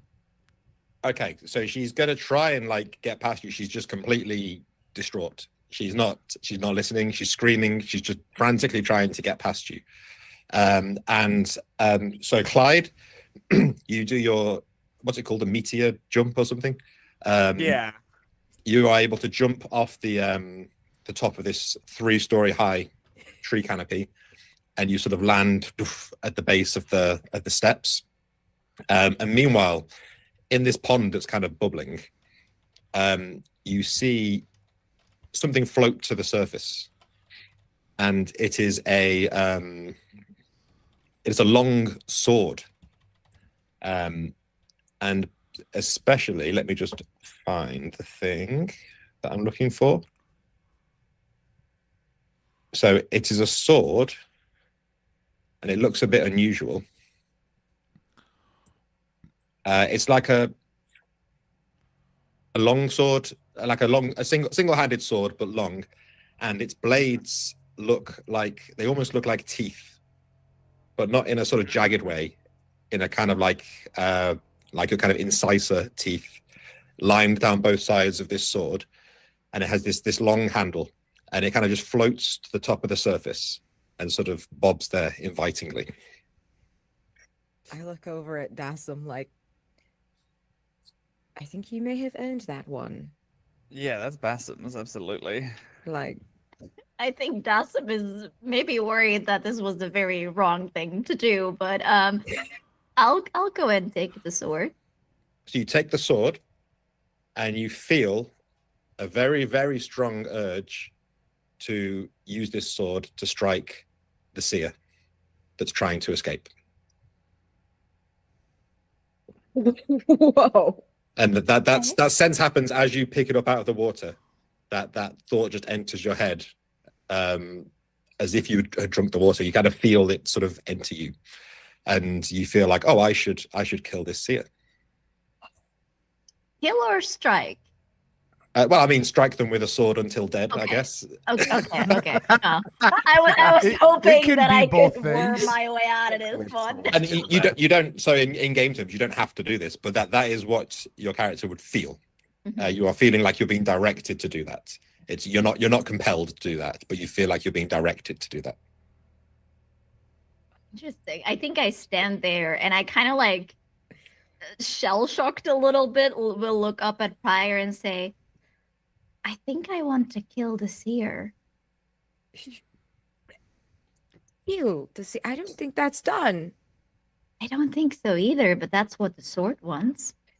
Is that then what the seer wants? Can we deny what a seer wants because it is about another seer? Do they kill each other? Do they? I don't know. This other one, Hold on. And I'm gonna submerge myself in the water and see what I see. Okay. Oh my. So you're going to submerge yourself in the water. Yep. Sort of looking down in the depths of the water, and this looks from the outside like it should have been maybe like 5 feet deep, but as you go into it, it looks like you're in the ocean. Like it goes as deep as you can see, all the way into like blackness. And in that very depth of the water, you can just about see. So you can see the body that you just plunged back into the water. You can see the body of this woman. Her hair's kind of flowing out, and her skeletal hand is kind of reaching up to you. And you see the finger her finger is pointing at the sword that you are presumably still holding. I think with the breath that I have left, I'll just ask a simple question. Why? Why? Give me a spirit save. I most certainly will. That is a 7 to a 16. So the why is answered by the body, sort of its arm moves down to her body, and she kind of gestures to her chest, where there is you can now see a wound, like a sort of a gaping wound, and there's bubbles coming out of it, and then her finger returns back to pointing towards the sword. Okay, this is bad, isn't it? I guess I'll try to do it. I'll avenge this seer. So you're going to jump back up and try and attack the... Yep. Okay. Just see the wet Tassum, like, with the sword, like, gotta go. I guess I gotta do the thing that I swore not to do because I also swore to uphold the other seer. And oh my god, why are oaths like complicated, guys? I mean, Must they be riddles? it's always a little easier when you're supposed to listen to two people, but one of them is a dick. It's always easier to be like, yeah, I'll listen to that one a little bit less. It's fine. I do feel like murder is probably bad. Yeah. Okay. So you get to the surface. Are you going to try... I mean, the seer is distracted by trying to get past Tony. So the seer is kind of completely defenseless. Are you going to strike them with your sword? I don't think I want to kill them, but I want to keep them from fleeing for now. So what would that involve? Could I try to roll and like forego damage and just do like a gambit to do stop or something like that? Could that work? Or Using the sword? yeah, like I don't know, maybe like just hold it against her throat to You like, could try and like pin her down and like hold the sword to her. yeah, something like that. I think that would work. Okay, well, I mean, she's not expecting it, so she's thrown to the ground, and you have the sword pointed at her, and she's looking up at you, and she's smiling, and she's sort of saying, yes, yes, yes, do it. Well, if she tells me to do it, I was made to honor her. Are you going to push?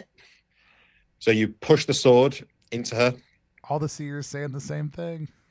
and she lets out a cry of joy as you stab her with this sword, but then it's cut short as her body falls lifeless and limp, and the kind of the black blood seeps into the kind of bird's nest like structure of this tree, and yeah, she is very much dead.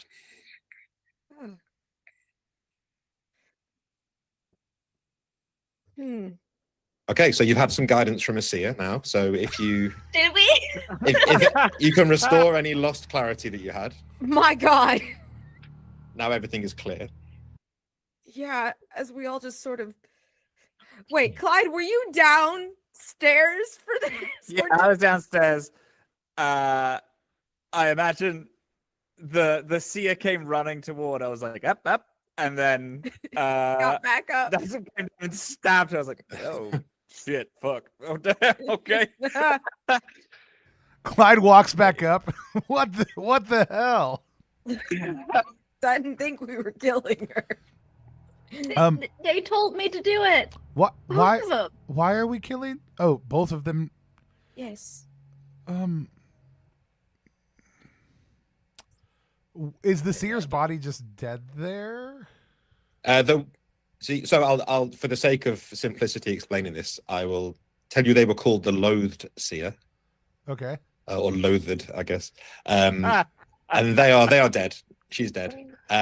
Meanwhile, the body that you put back into the water, I mean, from what you could gather from when you were under the water, it looked like she was alive in some way and moving. But this body is, there's just a dead seer in front. This feels Yeah. This feels bad.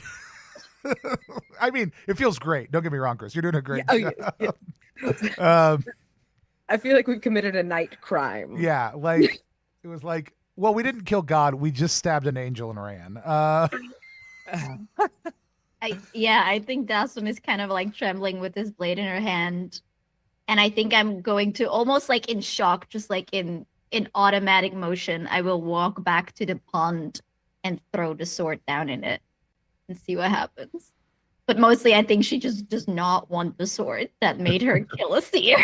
Like, absolutely not, actually. You throw the sword in and it just sinks immediately down. It's pulled down into the water. Well, she was loathed, right? So I think she killed the drowned seer. Yes. I mean, a seer for a seer. Yeah. Is the rule like you get one like they mentioned limited number of questions? Is the rule like you get to ask the seer a question and then you're done? It's not like a universal rule. Like it's normally seers will be like there'll be some limit to their guidance, but it's not like there's not genie rules. It's not like you only get one. We can try and ask about the bees. You could absolutely try and ask the pool about another question. I think after all this, we should at least get some. I mean, she probably owes you one, really. Like, yeah, I feel like she does. But I also feel like there's two problems going on, and it's like, which one do we want to fix? I feel like we have the animal stuff and then the weird construction moon stuff. There are multiple omens always in play. Yeah. And multiple myths. But we do know that there's a third moon, so maybe like that's if we survive that, it's done. We did get a little bit of that. I feel like asking about the king because that seems to be the more pressing thing that we're going to deal with. Literally in days feels like the best. Also, it was interesting that she wanted the little chrysalis was an interesting thing also too. We can come back to that. I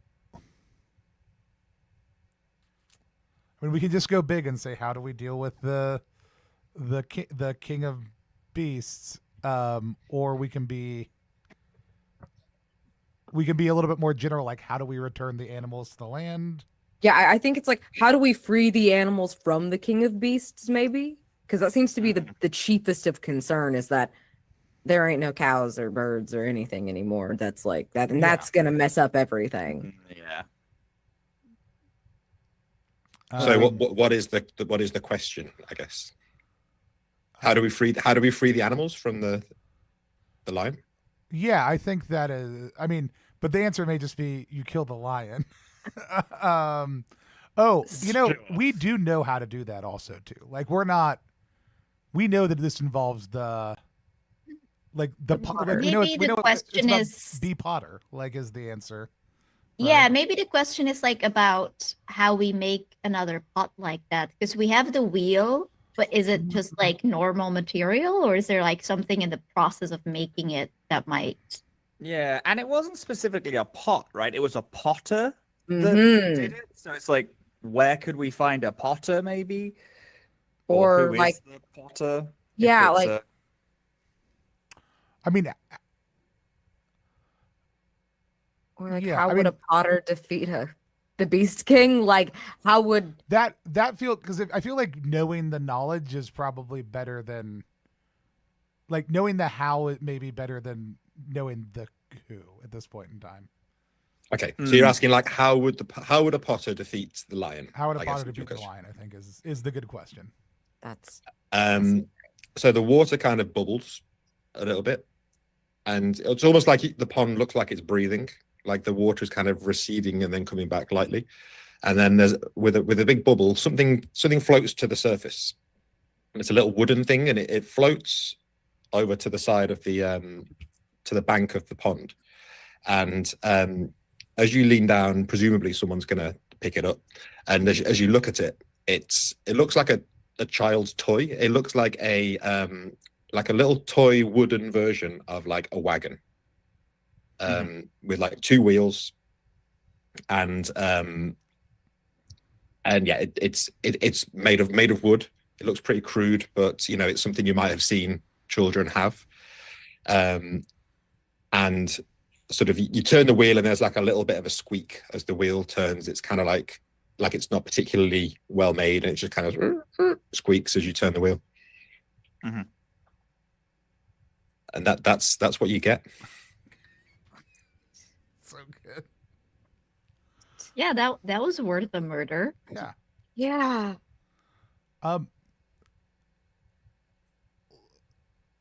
So this other seer, I'm sure we all look at each other as gobsmacked as we possibly can.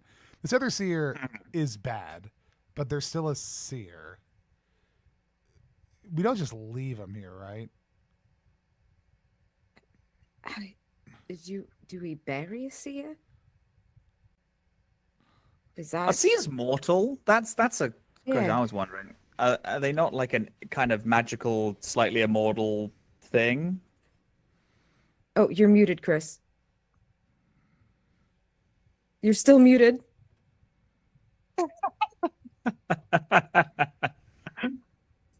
Okay, am I not muted? There you go. I don't know what I did. That wasn't just an old person. So The something went silent wrong. seer.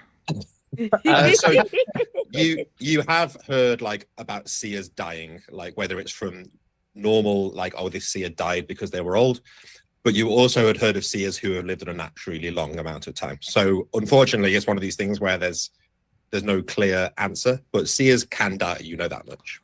Okay. And you probably had heard about seers like maybe not killing each other, but being in competition with each other or being rivals. I still think Sure. we got to do. I mean, here's the thing. Sir Crenshaw cares about tradition a lot. I'll propose. I think we can either bog this thing and say some nice words about it as much as we possibly can, or we can take it back with us to this major gathering of people and be like, "Here's a dead seer for us to honor." Yeah, no, I've got Not the one. second one. Not the second one. Here's a dead seer. Sir We Sir had Crenshaw nothing to proposes. do with it. Yeah, Sir Crenshaw proposes these two appropriate methods of honoring a seer. I think. Cool. So we Not the find the second biggest one. toadstool in the bog. Yes. So you're going to take the body and dump it in the bog. Bog body, bog body, bog body. Respectfully dump the body in the bog under a large. I mean, they had a bog vibe, right? Like Yeah. generally speaking. Yeah, they were Sure. here in the bogland. Yeah. It's kind of got a bog vibe. Yeah, we find a particularly fruitful mushroom. Throw them in amongst the mushrooms. Do what? Yeah, in amongst the mushrooms. In amongst the mushrooms. Yeah. The oath is recited weirdly. Okay. We all say our least or most favorite thing about the seer. Yeah, we do due diligence on body removal for the seer. Okay. So and the sun is going down now, so you're going to presumably set up camp in these woods. Fuck. Yeah. Yeah, we are. Okay. Third moon, here we come. So did you all recite the oath and say like something respectful? I think Dasum recited the oath and it's just going to say, I'm sorry. Okay. So you set up camp for the night, in amongst the woods, and you all have variations of the same dream, and it is the face of the seer, the loathed seer, in agony and in turmoil. Oh. And as such, you don't get a very good night's sleep. So you can all lose D6 clarity. It feels like Ooh, Chris's that version. feels right. In fact, sorry. Instead of clarity, let's say you lose D6 spirit, because I think that feels more. Because this is instead of clarity, not as well. That's fine. So this is not just a case of not getting a good night's sleep. You feel kind of like spiritually troubled by this. Yeah. Does this Feels have, bad. Feels does- bad, everybody. does this happen So to again, let me Barnaby know if you also? hit 0 spirits, but otherwise it's fine. This is happened to Barnaby also. You know what? Does Barnaby say the oath and say some words? They shouldn't probably actually. No. They may say a thing, but but probably not. I would But guess. is he generally respectful? I think he's generally respectful. Yeah, then he's going to have the same Man. haunting dream. Yeah, he wouldn't say the oath for sure because he's No. not a knight. Please. Okay, so thinking about time a little bit, I'm just going to suggest was the plan to now head back to try and get back in time for the Feast of the Stars? Yeah. Yeah. So it's like a couple of days travel to get there. Are you happy to sort of speed run that, and we'll say that we get there in time for the feast? Yeah. That's Yeah. fine. Just Except for I do want to make sure on one of the nights I do ask that good for nothing King Ulrich's yeah. about like the mix of things that we have gotten, and if his lived experience of being a horrible king has any insight. So you're asking him about everything. The squeaky wheel. Oh yeah, the squeaky wheel. We have a potting wheel. Yeah. We have the pot. Yeah, like if whether it's something he heard in his time because this happened a long time ago, or I'm just gonna ask him for his insight. I mean, he's going to recite a little poem to you that he had heard about the lion. And he says, "Oh yes, well, I remember the story of the lion, the king of all beasts. With creak and grind of time-worn wheel, a king of all is brought to kneel." And other than that, he tells you kind of what you'd already heard, which is it's a story of a great creature that no knight could defeat in combat, but a humble potter was able to defeat them.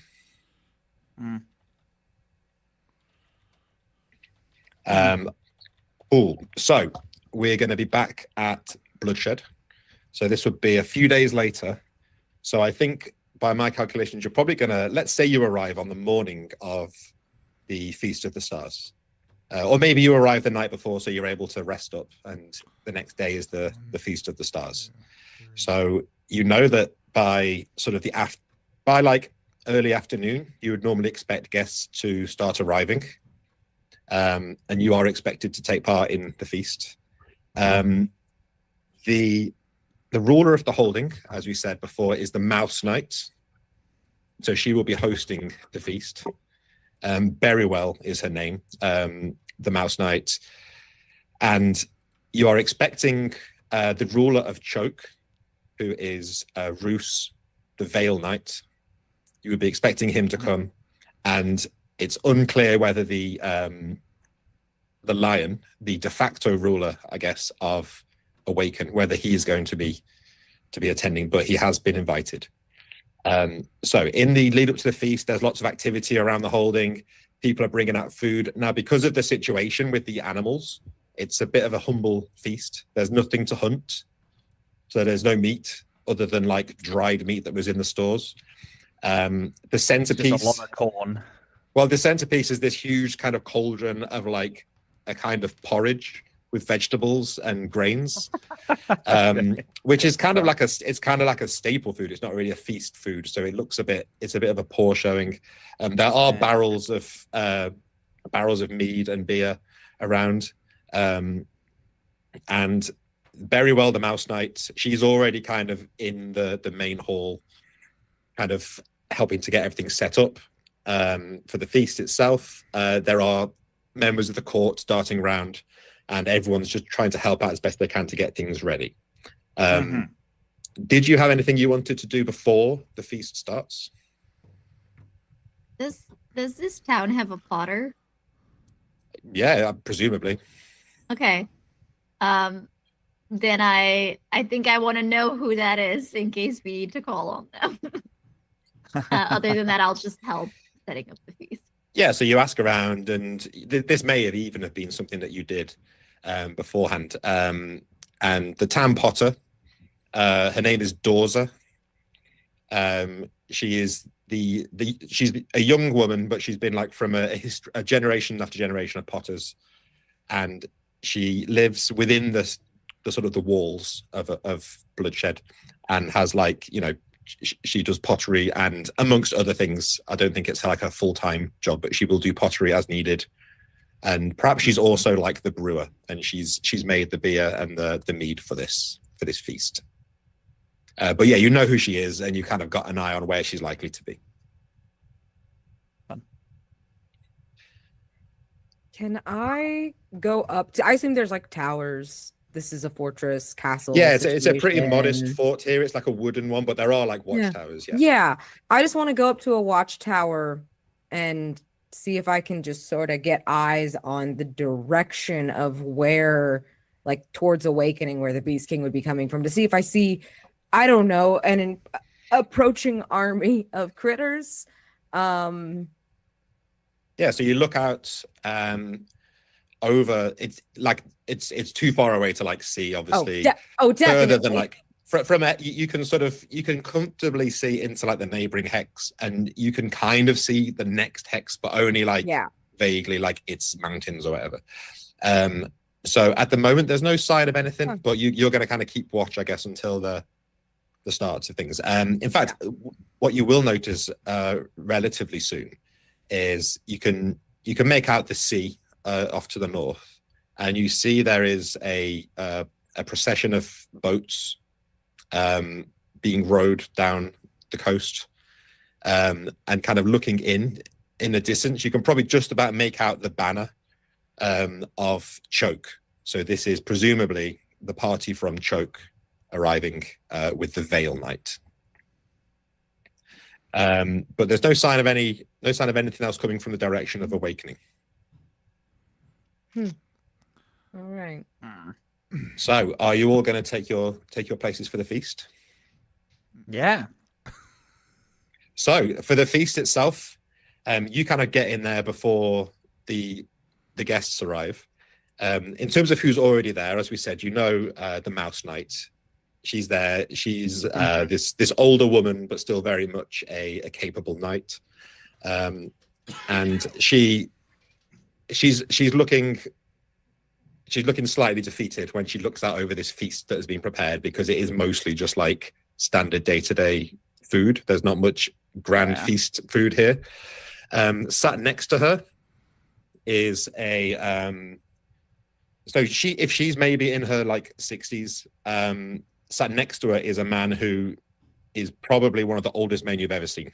He's probably he looks like he could be in his like 90s, but he looks even older. And he's kind of sat down, kind of like small inside his clothes, which look too big for him. And he's just kind of sat down, like staring into space, really, and just kind of daydreaming.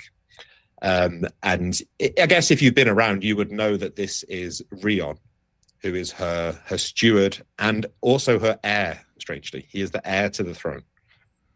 Not biologically, he's just been assigned as her successor. Strangely, and the other figures in there is the Mouse Knight's brother. He's called Ruskin.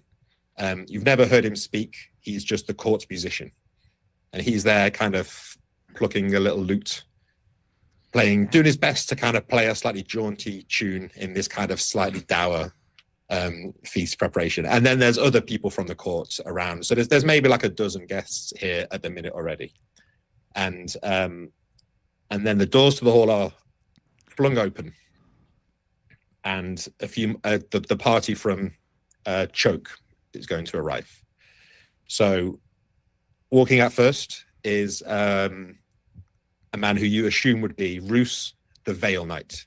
He's in his armor. He's got long black hair over one side of his face, and he's wearing kind of purple and gray. And he kind of walks in very dramatically and sort of stands there. And next to him, another knight kind of steps up. She's a much younger woman, and she says, "Sir Roos, the Veil Knight, ruler of Choke, king of winter in the realm." And everyone kind of does like a little bit of a bow. And he kind of steps in. So he's got this younger woman with him who looks like a knight as well. And sort of skulking behind them is a tall, kind of gaunt man, kind of like following in his wake, wearing a long golden cloak, and then the rest of his kind of party. So again, maybe like 10 people in total. And everyone kind of sits down, joins the feast, and there is an empty table at the end of this hall for what should be the ruler of Awakening. And yeah, the feast is going on. It's not much of a feast. There's not much in the way of celebration. This should be like a big event, but the spirits are quite down. But there are a few sort of speeches that are made about how the rule of the realm is being ceremonially passed over to the harvest holding. A series of the world's most unsure speeches. Yeah. Everyone's like, yeah, it'll probably be handed over, we hope. Because traditionally it should be the ruler. The ruler of be. awakening should be like saying that they're passing it over, but everyone's kind of like, well, I guess. I hope so. Yeah. Seems entirely non-resonant right now. I don't know. I can't imagine. Yeah. So. And then after like maybe like an hour of like slightly awkward feasting, the doors fly open again, and marching straight in is a huge lion. And so this lion is maybe like, in terms of like, if obviously when it stood on its 4 legs, its head is still sort of 8 feet high. It's a huge lion, and it kind of like stomps its way in through the hall, and it kind of looks around at everyone with a kind of sneer, and it kind of stomps over to the empty table, and it, with a crash, it kind of sweeps away all of the chairs with one huge claw, and everyone's kind of frozen in shock a little bit. And then it moves to the other side of the table, sweeps away all the chairs, and then with a grunt, it kind of sits at the head of the table. And following the lion, there is a procession of about a dozen animals. There's like a couple of deer. There's a grey wolf. An owl flies in. And there are various newts and mouses, newts and mice, sort of like following. All in all, there's about 12 different animals that come in. And any recognizable horses, that's what we're all paying attention to. Yeah, there are no horses. horses. There. No Give me my horses, boy. no. I get it. He's I not know. high ranking. Yeah, it also just makes sense. You know what? No, we're fine. I've said there's no horses. Yeah. The horses are somewhere else. Okay. So they sit down, and there's kind of like a slightly awkward silence, and suddenly the lion sort of like rears up and kind of snarls at first, and then with kind of a look of agony, like it doesn't want to have to use the word, it says food. Okay. And the servants are going to sort of hurry around and try and sort of like put food out for the animals. And they look like they are kind of acting like normal animals, but they're clearly like following the rules of the feast. And they're sat around the table, and they kind of try to like eat up the food. They're not so much interested in the porridge. The lion seems very unsatisfied and has not touched any of its food yet. Meanwhile, what are all of you doing at this feast? Obviously, if you have any specific questions or anything you want to ask in the meantime, you can. But we will reach a point where, for the majority of the feast, you'll have a choice of 3 kind of focuses. There's a little feast system here. So I'll just give you those now, so you've got them to think about ahead of time. Across the course of the feast, you will either be focused, each of you, on mirth, which is focusing on being a good guest, having a good time, getting involved with all the drinking and eating. Despite the lack of food, there is a lot of beer and mead being poured around. You can focus on whispers, which is gathering information and sort of trying to get some answers. Or you can focus on charm, which would be to make a strong impression with a particular person. Of course, you do have the option to forgo that if you wanted to disrupt the feast by doing something more disruptive. But I'll leave that with you. So what is the plan for the feast? I mean, all Crinshaw's been trying to do is beautiful mind all this together for the last week, like furiously going over his notes. When we got back, he went to his Silvia de Pepe board and put up notes from everything in his quarters. So whispers is 100% what he's gonna do, at least the first round. Okay. So what we will do then is, if you can roll a d6 for me, please, Tony. That is a 3. And now a clarity save. 7 under 12. So that's a pass. Okay. So you're asking around, what exactly are you trying to get like an answer to? If you could ask me a yes or no question about anything that you could plausibly investigate, what would you ask? Having already done some pre-thought on this, but where would be the best place to set up a potter's wheel? That's a yes or no. Is there a good place to set up a potter's wheel proximally to the lion where they won't be able to see it? Okay, yeah. So you're kind of gathering information on like what the lion's doing. The lion seems pretty focused on it's on his own table, looking around, and kind of you manage to snoop around a bit without looking suspicious. There are like tapestries around the outside of the room, and one of the tapestries relatively close to the lion, there is like an alcove behind it. Okay. So that would be an easy place to set up like something that's near to the lion without being visible to the lion. Mm-hmm. And I'll make sure Dassam has that information also too as I'm scooting around. Okay. Who's next? Who wants to do something? I think Clyde wants to make a good impression on someone. Yeah. In the animal group, yeah. Not the king, not the right hand, because they're often more intense.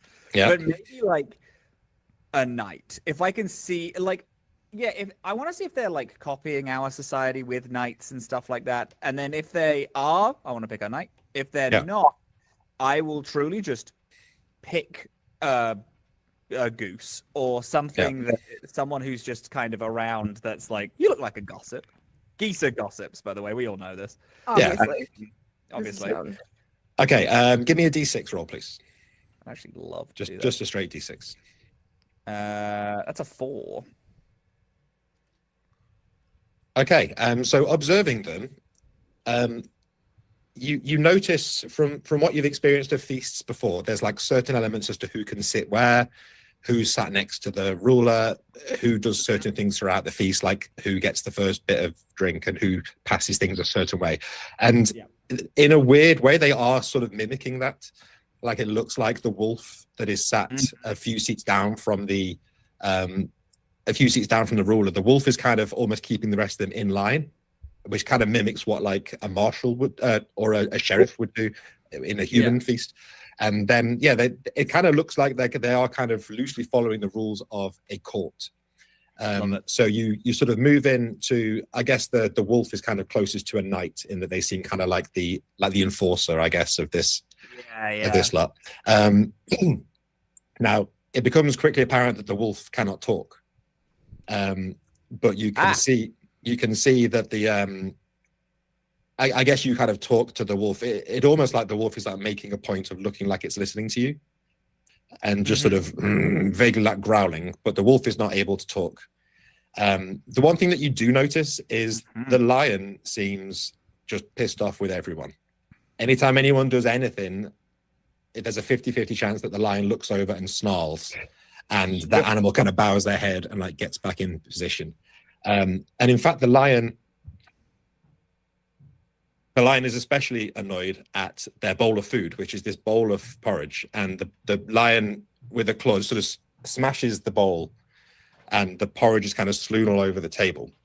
And it looks around its kind of court, and it sort of, again, it barely manages to bring the word out of its jaws, but it says food again. And one of the deer sort of looks up and sort of hobbles over and throws itself on the table in front of the lion. And the lion just bites down and starts eating the deer on the table and tearing meat from it. And the wolf sort of comes over as if to try and take a few scraps, and the lion snarls and sort of sends the wolf back to their end of the table. So not much in the way of gossip from these animals. Yeah, I want to But you get a sense of like the lion hates everyone basically. Yeah, I like it. I kind of want Clyde to like when the wolf kind of dejectedly walks back over, clearly wanting some like actual sustenance for itself. I want to convey like there's a shame you should be able to like a king should let its people eat what they need. Yeah, so you And just then- kind of give a look of like, Yeah, like ooh. So we both kind of understand like it's a yeah, as much as you can Sorry. get from like this wolf that can't speak, you get a kind of look of understanding with the wolf, and you feel a little bit of a sense of kinship, I guess, with this wolf. stick. love And then and then I guess being a knight, I think Clyde has kind of set himself as like I need to be a guard at this place, and not be like essentially a party goer or whatever. So Yeah. You kind of does have as a stand- knight, I'm gonna you're make kind of rounds. juggling both. Like you've got to have some social Yeah, involvement, but right, you you are are. also there in case it all kicks off. Yeah, so I'm gonna stand and be like, well, I got to make rounds. Cool. So we have Bassam and Pryor left. So remember, you have Mirth, which is getting involved with all the drinking and eating, Whispers and Charm. So either of you like to try one of them? Dassam, do you have pottery ideas or schemes? Oh yeah, or by all means, just break up the feast and start doing pottery things. Do you have schemes? I don't want to. Do we want to do that already, or do we want to? I'm asking you what schemes and plots you have, Jazzy. I know I you had always assumed have a that scheme and a plot. if you do something else now, there will be time to do something else but before the end of the feast. The feast isn't just going to end.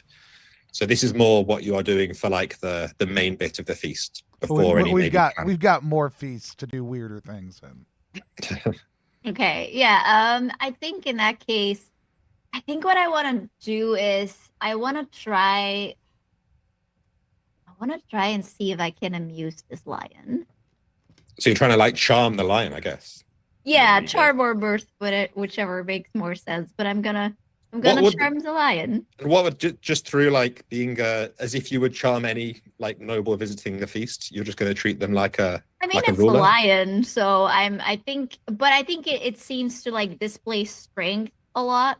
So I think I want to like impress it, by sort of having it feel like it is amongst like worthy people at least, right? Okay. So yeah, Well, give me a d6 roll and we'll see what that looks like. absolutely, I will. That is a 6. Okay. Okay, let me just check. I have to roll something.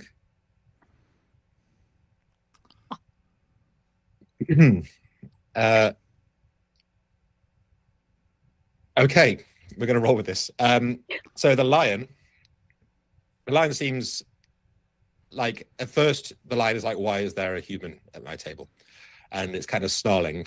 But I guess you, through just the audacity of you coming up to it, you get like a Yeah, sense maybe of, it feels that I have like this fox connection, like this nature Yeah. connection. Yeah. That's good. Yeah, I like that. you get a sense that the lion at least respects your strength, and there's a sense of something there, and the lion looks at you and suddenly stands up from the table and starts to walk towards the sort of pad off towards the main door to the hall, and kind of looks back at you as he's walking through the main doors to go outside. I mean, I haven't made a smart choice this whole session, and I'm not going to start now. I will absolutely follow. Hell yeah, that's a hero. Lion's going out for a cigarette real quick. And this party sucks. So you follow the lion outside, and the lion kind of sort of like stands proudly, like looming over you. And again, you see it kind of twist its neck as it kind of struggles to get the words out of its jaws. And what it says to you is, my champion. and it kind of like holds out its paw, like you might expect to have to like kiss the hand of like your ruler. Whoa. Oh no. Oh no. I will say, do I already serve a ruler? Well, I guess think as a so. knight, you kind of serve the realm. You're not like sworn to a particular ruler now. So you are like a free knight. So you are not currently someone's champion. The lion doesn't necessarily know this. Right. I think I will like bow as if I'm very honored, and then I will say, I would love nothing more, but I must protect a realm, and without animals, this realm cannot thrive. Give me a spirit save, please. Or Now we find out how bad that D6 roll was earlier. a 9 to a 16. We're okay. So you To a pass. 15. Yeah, pass. The lion pulls its paw back, lifts itself up, and you see its mane kind of like bristle, and it lets out a short, sharp roar at you, and you feel this, and the sort of the force of the roar almost like pushes you back a few inches, and you feel your hair blown back and your clothes, and then it kind of snorts and turns away and stomps back into the hall. Fair, I guess. Oh boy. And then finally, Prior, what was your plan during all this feast? I'm thinking I'm going to focus on whispers. I want to figure out how these other rulers plan to handle the handover of power with a fucking lion. Like, what is their game plan here? Yeah. Okay. Give me a D6 roll. Because this seems really important for. Oh, it's under my computer. 4. So I guess you, being that you'd already been in bloodshed, you would have like heard like the general sense of things, and the Mouse Knight's general attitude has been like, well, it's just an animal. If I say I'm the ruler, and that's an animal, like I'm the ruler. But she definitely wasn't expecting the lion to come to the feast. You do go and chat with the Veil Knight and his court, and they have a slightly different approach because obviously they will be the seat of power during winter, and they feel like the plan amongst them is not tonight, but you get a sense that they're like, this lion, we need to kill this lion at some point. Okay. And there's no plot to do that tonight with them, but you get the sense that if nothing happens tonight, that will be their plan for the next month before it gets to winter. Okay. So the plan is to ignore this lion and then kill it. Well, I think again that they weren't expecting the lion to be here tonight, but they are. The consensus is this will not stand. this isn't a good situation. We need our animals back. We need to get rid of the lion. Yeah, that was kind of what I was like. Okay, what are their plans for this? So that way we don't all kind of just sort of clash together in an attempt to and in Bloodshed, the town, like people have been suffering with this because it's bad for the harvest and things like that. And but the Mouse Knight is kind of like I think she's her focus has been more on like, we'll just learn to get by. Like oh no. But that's crazy. Okay. So that's what you have for now. And in fact, no, I'll go a step further. And when you ask a bit more about like the plan to eventually kill the lion, the Veil Knight's like who you find out is his daughter. She's the Hyena Knight.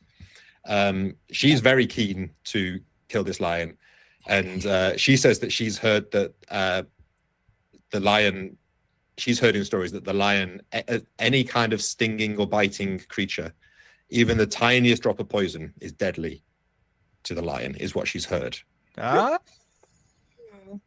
have thoughts and plans now. Cool. So that is the bulk of the feast. This goes on, and like I say, the lion's tearing this deer to bits, which is quite distracting. But the musician's still playing along. He seems not bothered by it. In fact, most of the Most of the Mouse Knights table are just kind of like, we just need to get through this. It's a lot tenser over on the Veil Knights table. Head down. I do want to say hazing is bad, right? Hazing is bad. We do make Barnaby perform for the feast. Like if there were more squires, all the squires would have to perform. But like this is a chance for him to make an impression, right? He gets to do a nice little performance for him. Actually, that one of the traditions of the Feast of the Stars is normally that there should be somebody attempts an impossible challenge. That's it. And it's usually set by like the host. Now that's not happened at this feast, and it may be that it's not a local tradition here, but that's a tradition that you all would know from your backgrounds.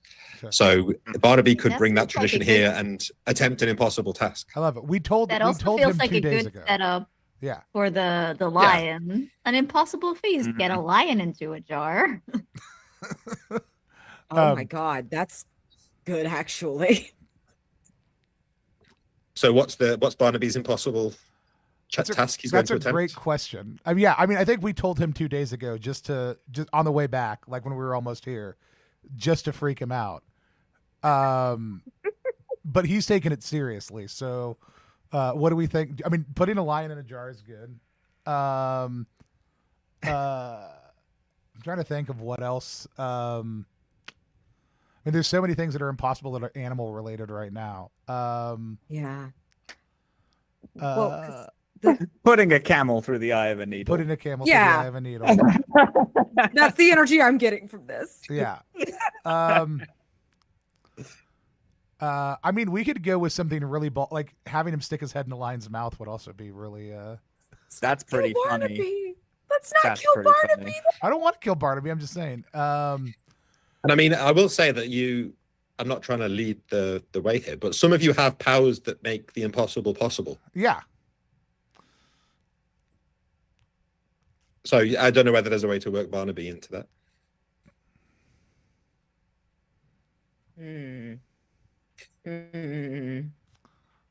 I mean, sticking his head into a lion's mouth and surviving does feel very of the moment. Yeah. Oh no, so if Barnaby knew about this, I think he would have a suggestion. Okay. Oh, okay. So he shows up to the feast, and he's told you all ahead of the feast that it's going to be a surprise. And as he's kind of pushed forward to do his thing, everyone's watching him, and he says, "Guests, honored guests, noble guests. My name is Barnaby, as a humble squire, and I'm going to perform the impossible. I am going to converse with an animal." And he kind of gestures to the table, and he takes out of his pocket and holds upon his finger a little butterfly, and the butterfly flaps. Butterfly flaps away. In fact, the butterfly probably flaps over to the table with all these animals and like joins them. But he's successfully raised this butterfly.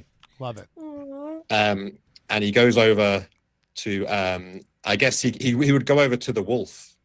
I suppose, rather, because I guess it's cheating to talk to the lion, because the lion has already shown that it can speak. And he looks to this wolf and he says, "Noble wolf, tell me your name." And the wolf kind of tilts its head, looks at Barnaby, and nothing. And Barnaby says, "Noble wolf, tell me your name." And the wolf again just kind of looks puzzled and kind of like snarls slightly, and Barnaby backs off. And then the lion brings down its paw on the table and says, "They cannot speak." And Barnaby is kind of taken back, and he kind of sheepishly moves back. And the rest of the animals will kind of lower their heads back around the table. So there's like an awkward applause about like, well, I guess it was impossible. But I think a lot of people were expecting it to work. And including us, I think. Yeah, Barnaby's kind of put out, and he's like, "I can't believe it didn't work. I'd heard about the butterfly thing." Maybe he's just too afraid to answer in front of his king. Maybe. Okay, so the feast is now drawing to a close. Did you have anything you wanted to do before the end of the feast? So, I mean, player conversation. Does anybody have a thing in mind that they want to do here, or that they want to have happen? I feel like we should deal with the lion. Sure. Yeah. Do you have, I mean, I have a thought on that. I just want to see if anybody else has a thought before I say my thoughts out loud. Oh, like a specific thought? Yeah. No, I think using the legend, it kind of seems like we need to use that pottery wheel to like remake another pot to potentially dethrone It's him. also the poisoning thing. What if we have like a cup, like a pottery cup? Yes. We like make a cup and then we pour the poisoned drink into it and then hand it to him. And then technically a potter does kill him. As like a gift. I think we could kill the lion. I also think my read on clues is also, I think it is the sound of the potter's wheel, like specifically the one that you got, that may be the actual thing that matters. I don't know that it is the pot. Yeah, because I got a headache from it. You got a headache when you found That's it. not- It was disconnecting, and then the wheel. The only thing about the wooden cart was the fact that the wheel was squeaky that we know of. I don't think there was a whole lot of other anything in that. I mean, Chris could just be masterful, and I could just be dumb. That's fine. But that's the main thing I took away from that was like, hey, there is a wheel that is squeaking here. And so I think that may matter more than because it wasn't like making a pot solve the problem. It was the potter defeated it. And there's also been spinning imagery since the beginning, regardless of whether there's a wheel or not. So I think I think that would be my first. We can make a pot. I don't care. That's great. I mean, we can do that, right? And then if it's not the wheel, although I fully do think you're right. Yeah, if it's not, absolutely. then we're making the pot anyway, right? Yeah. So- But I also Yeah. feel like bringing a pot out and being like, we're going to make a pot in front of the lion. If this is a thing, the lion is just going to get mad and attack. Like, so that's why I was looking for a surreptitious place to put the wheel before Yeah. yeah, I was. That's why I was thinking of like using the impossible task challenge to do that. It could have been also that too, yeah. Yeah.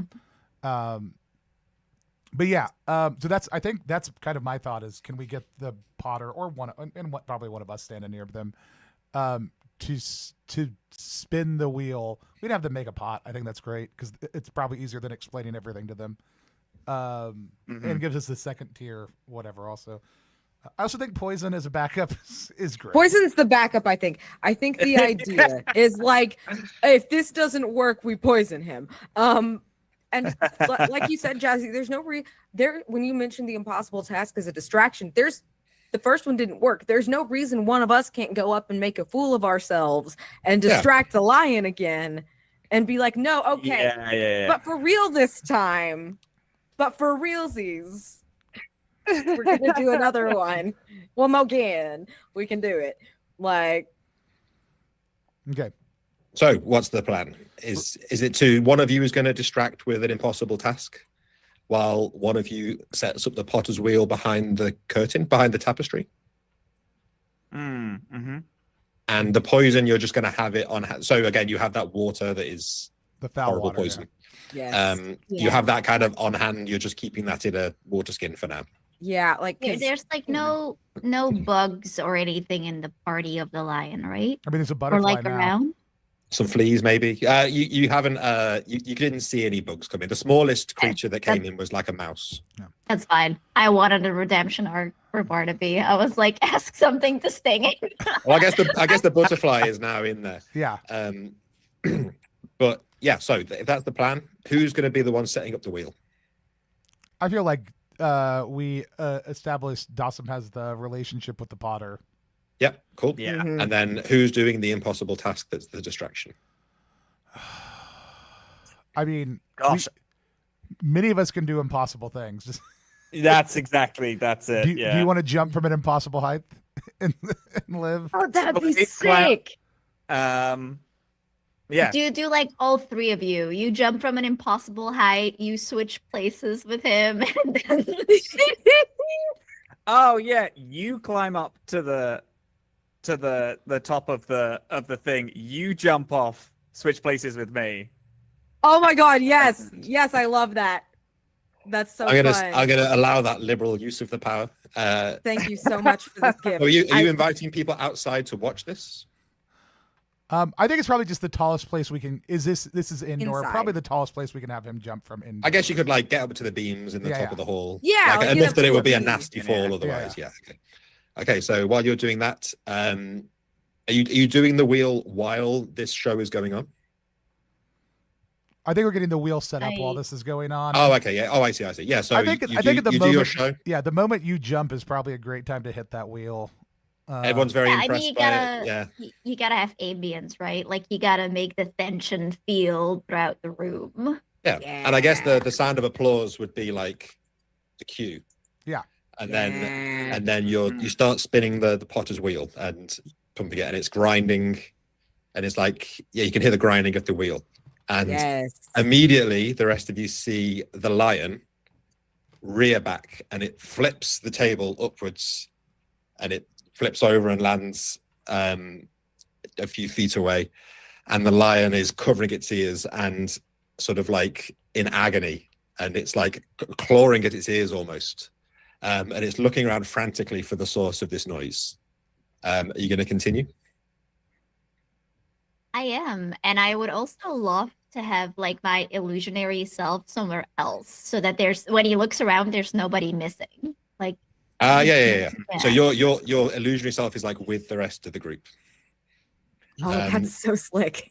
I mean, if you wanted to, you could have your illusionary self be spinning the wheel.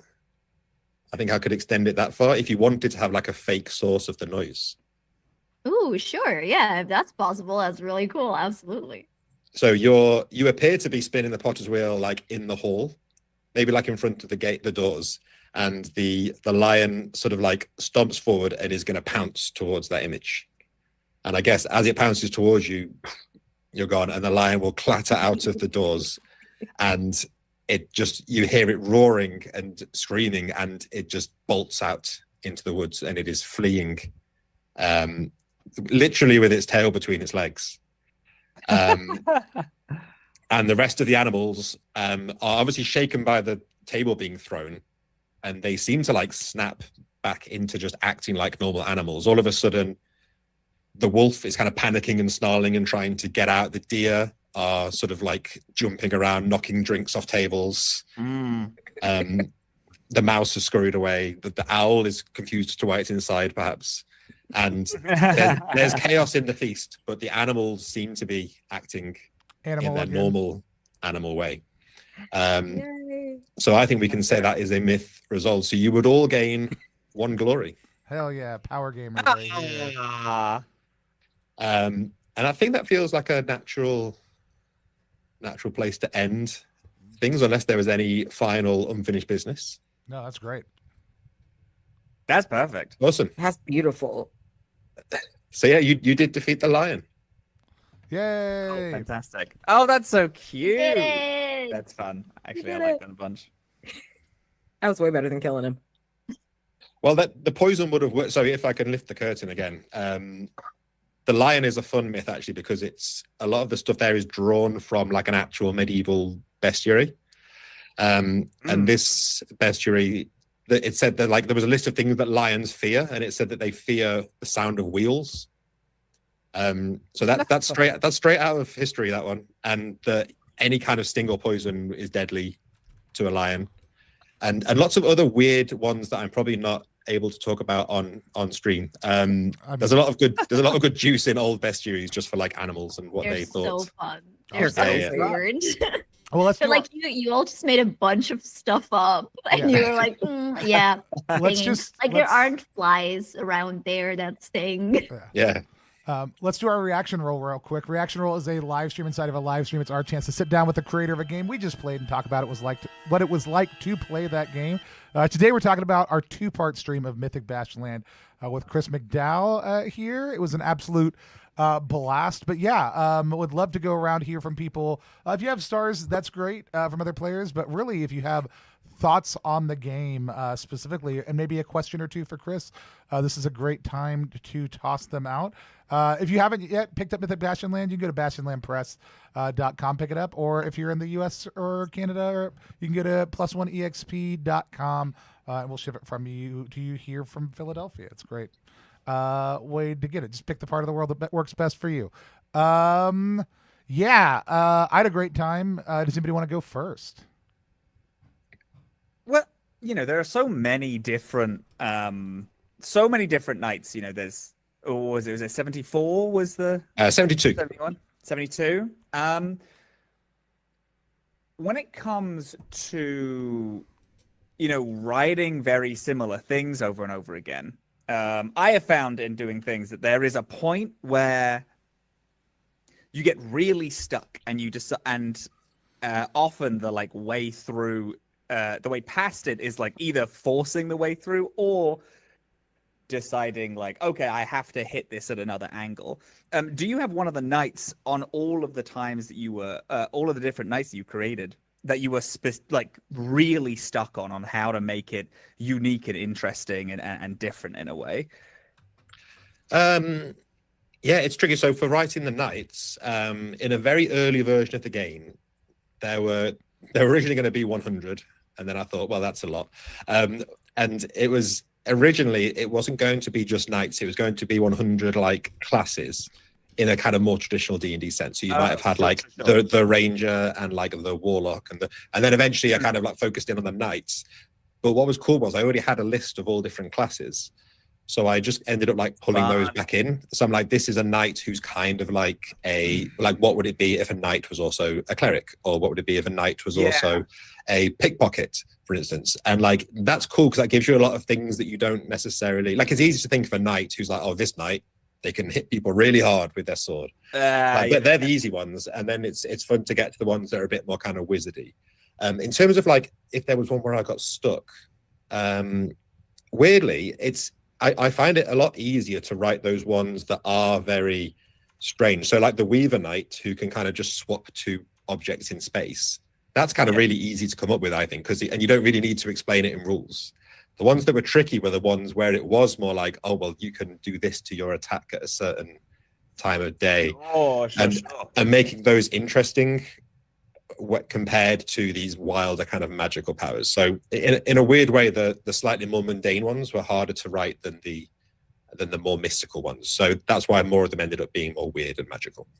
No, I love it. I think that's really what kind of stands out to me in this game is how different and unique all these ones are. So that's cool. That's a thing that clearly you enjoy and clearly excel at also. Yeah, I love it. I'll say on that note, I'll pick up. It's great. I loved it the first time I played it. This was great to dive into it. Now with the full game and getting to do a lot more realm exploration, really hitting the beats. I played the coin knight the first time around, which was awesome. And I also played a different knight because the coin knight's ability is you flip a coin. If you win, you kill the thing in front of you. If you lose, you die. That is it. Fucking awesome. And of course, we hit a big monstrous thing right away off the rip, and I used it and died. And there are people who watch that stream who hated that, who were how dare you? And they're it didn't feel mythic or epic. And I'm it was awesome. It was great. That's cool as hell. Yeah, getting eaten in one bite is very great. Yeah, being I'm a fresh knight. I've done things. I'm gonna square up on this and I'm gonna run it, hit it with my mace. Nothing happens. It chomps down on me. Wonderful, epic. Next night, this time playing around with a much more narrative thing. The Reliquary Knight was at the top of my list for a long time of nights I wanted to play. I just picked it, but the flavor of rolling up the Reliquary adds a lot. The Hand of a Disposed King is a very different thing to have on you, and entirely drives the knight in a different direction. And also just my stats were very low vigor, really good clarity. And so it's oh, this dude's just an observational note-taking nerd, which I just diegetically poured into that. It was just a lot of fun to play. I'm super interested in some of the behind the table stuff. There's a couple different procedures that came out. and you mentioned this, but because it's node oriented, my question is, what was the other myth we had in play, or were there more than one other myth we had in play? And how good were our notes overall? Your notes were pretty good for the most. I haven't actually gone back and checked it then, but as of when we finished yesterday, I think there was I think you had maybe 6 or 7 notes to do with the myths, and one of them was assigned to the wrong one. Yeah, I had the bone the rest- breakers. I had the bone breakers on the wrong side, I think. And that's what I really like about this game is that there's often you get a coincidental crossover, like the bone breaker being described as all brawn and no brain. Yeah, it's easy to think oh well, is that an animal? Is that a way of, but no, that was just the bone breaker who was. And so that other myth was the moon. Yeah. And the moon is slightly cheating because the moon is a weird myth, because essentially all that happens is the moon will look weird 3 times and then some weird monster will come out. So it's one of those myths that I try to have a balance of myths in the book where some of them will kind of drive more of a coherent narrative. So the lion is quite straightforward of weird stuff happens with the animals of the realm, and then the lion comes to try and take over. And then, but the moon by comparison is kind of just a bunch of weird monster encounters, and you encounter the people you saw the revelers around the totem. Mm-hmm. They would have perhaps given you some kind of advice about dealing with the bone breaker, and then the 2 omens that you hadn't yet encountered for the moon would have been some advice and then encounter with a 3rd creature. And on its own, that kind of feels a bit incoherent, but I like throwing that one in because it creates confusion and it can be misinterpreted for other myths. So normally you would have 6 myths in the realm, potentially all happening at once. But in this one, I did narrow it down to 4 because I knew we had a one-shot.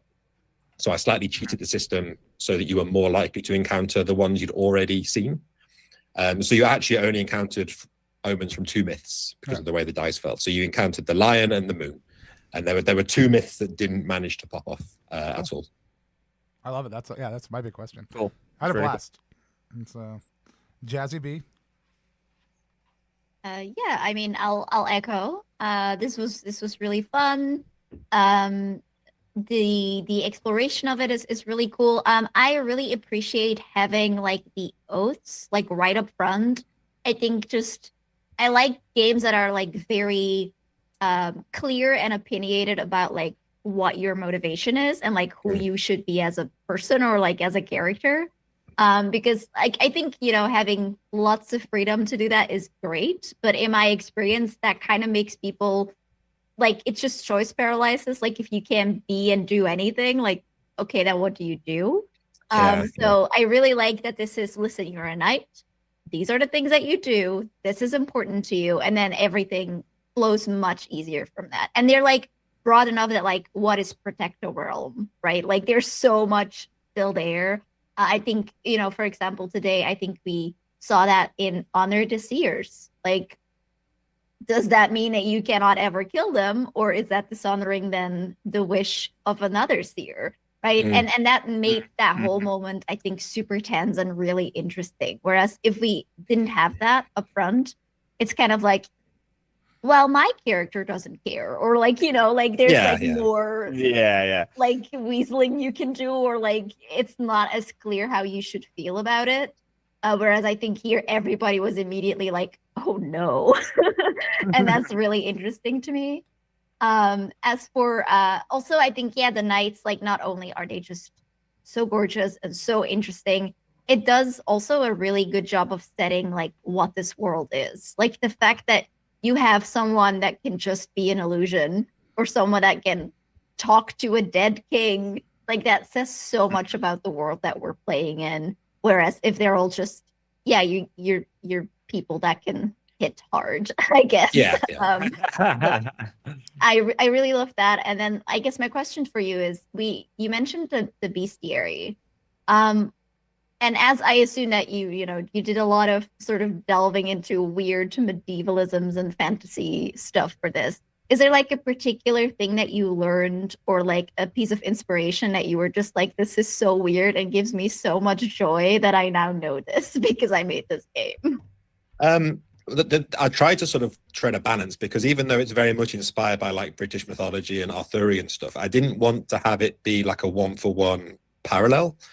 because I just wanted it to feel like its own thing, and it's not meant to be like Britain, it's meant to be Bastionland. So I didn't have like, one of the things is there's not a direct analog for like certain knights and myths from Arthurian mythology. So I wanted to try and capture the feel of real world myths without them just feeling one for one. One of the ones that I remember, I read so many that I forget which ones I just made up and which ones were from an actual source. A really good series of books that I used. It's actually, here we go, on the bottom shelf here. You can see all this. This row of books is all taken up by, it's the Time Life Enchanted Worlds books, which were like a subscription book for like families, I guess, in like the 90s, which are now very cheap to get secondhand. And they're just like anthology books of like myths from around the world. So one book will be about dragons, one book will be about giants. And going through that was really cool because you could pull things from like in the giants book, there might be like Jack and the Beanstalk in a few pages, and then like a story of giants that's from, I don't know, 1001 Nights or something. So I try to pull from like a broad range of things rather than like going deep on one source, so that it felt mythic without being just a straightforward like, oh, this is the story of Medusa, we're just recreating the story. So I guess what I'm saying is I learned nothing in any detail. I just kind of like grabbed like surface level things, and I'm like, this feels right for like what a giant would be like. Love it. Awesome. It's so beautiful. I love this game. This is so cool. This is my first time playing it. I have to echo everything everyone said. It was so, I mean, I already said how much I love all of the different knights. That's so bananas that you have so many choices and they all feel so fleshed out. But something that like really hit me as unique was the way you handle the passage of time. That is fascinating. And I would just love to hear more about how you decided that, because it's giving a little bit of the quiet year, but with individual characters, but not just seasons, ages. You have like choices. It's not a requirement. That's fascinating. Tell me about how you designed that, and like what made you pick the things you picked, like 3 seasons instead of 4. Like fascinating. So the biggest inspiration for this was I've always wanted to play a game that sort of is, you hear about these games that people played for like years of real time, like, oh, my campaign lasted 10 years and now we're playing the grandchildren of the original player characters. But most of my campaigns don't last like longer than like 12 weeks before someone leaves or something. Like, but then we just want to play a different game. So I wanted to try and sort of see if I could cram that experience. It's very common in games like Pendragon and stuff where like each session would be a year. So I wanted to try and like condense that down so that you could do it in a shorter campaign. You could play through like generations without having to play for like real life years. In terms of going down to 3, that is just a stupid thing that I started doing. I started just having like 3 bullet point explanations of things, and it's become a bit of a running joke now that there's 3 of everything. So like you got 3 ability scores. So I spent way too long trying to work out how a 3-season calendar would work, and like agonizing over like, well, how does this work? And the way I landed on it was by it's half a joke that if this is kind of mythic Britain, that Britain doesn't have a summer, so it just goes from spring to harvest. So it's a little bit of an artificial kind of constraint of having things be in 3s, but it also, I think, helps bring you out of the real world. Yeah. And now you're in this kind of mythic world that we're not playing a historical medieval game. We're in this weird place that has this rule where things seem to happen in 3s. But yeah, the zooming in and out of time and the it's something that I know players are sometimes a bit resistant to, because it can feel a bit like you're losing your agency. And like at the end of yesterday's session, I was kind of hesitant. I was like, oh, it feels like we should just carry on from here, because in a traditional like D&D style RPG, it would be like, oh, well, we come back and we're going to go and confront the lion now. But I really like that zooming out from that passage of time. It makes it feel more like it makes it feel more mythic, because we're like zooming into these nights, like, oh, this is the story of this part of a knight's life. And then when we zoom back in, it's some seasons later, or maybe we zoom back in and now they're old. Yes. Like it makes the characters feel more like mythic characters rather than like video game characters almost sometimes, where you do lose a little bit of agency in between. But as a result, I think it feels like the knights have a more interesting place within the story. And I have to say, it didn't feel like losing agency. I don't know about anybody else, but the fact that you were like, okay, we're going to skip this part and we're going to skim over it, but one thing happens to each of you and you have some agency in it, but it's also like fate. That does make it feel very mythic, that it's all fate based. Yeah. No, I loved it also. I have two follow-up questions personally, and one is the lonesome seer and the drowned seer. Was that just a thing you were like, I'm a monster and I want to see what y'all do, or is that something you rolled up, or how did that come to be? So what happened is I looked at my maps that I prepared. So I had a version of the map that was the same as yours, but it has lots of symbols on it for like things that are there. So like the bridge, for instance, wasn't on your map, and like the holdings. And I noticed that I'd only put 2 sanctums on there for the seers, and it's quite a big realm. And I thought, oh, I wish I could have put. I should put like a 3rd sanctum out there so that it's more likely for you guys to be able to find a seer. And then I forgot to do that before I printed it. And then I thought, well, I'll roll another seer and I'll have them be somewhere else. Like I was thinking about maybe having them come to the feast, and they're like a seer visiting from somewhere else. But then when I got the loathed seer, and their whole thing is that they want to be hated, and they find, so let me read the description actually. Physically pained by admiration or love, and they want to become even more loathed. So I knew that if I got a chance to crush that butterfly chrysalis, you would really hate that character. So that would have happened if you hadn't stopped her getting at Barnaby's chrysalis. And that was why she haunted your dreams, because she was fine with you killing her. Yeah. But then you honored her with a burial, and she's like, oh no, from beyond the grave. You should have just thrown her on the bargain. Even happier about doing the right thing.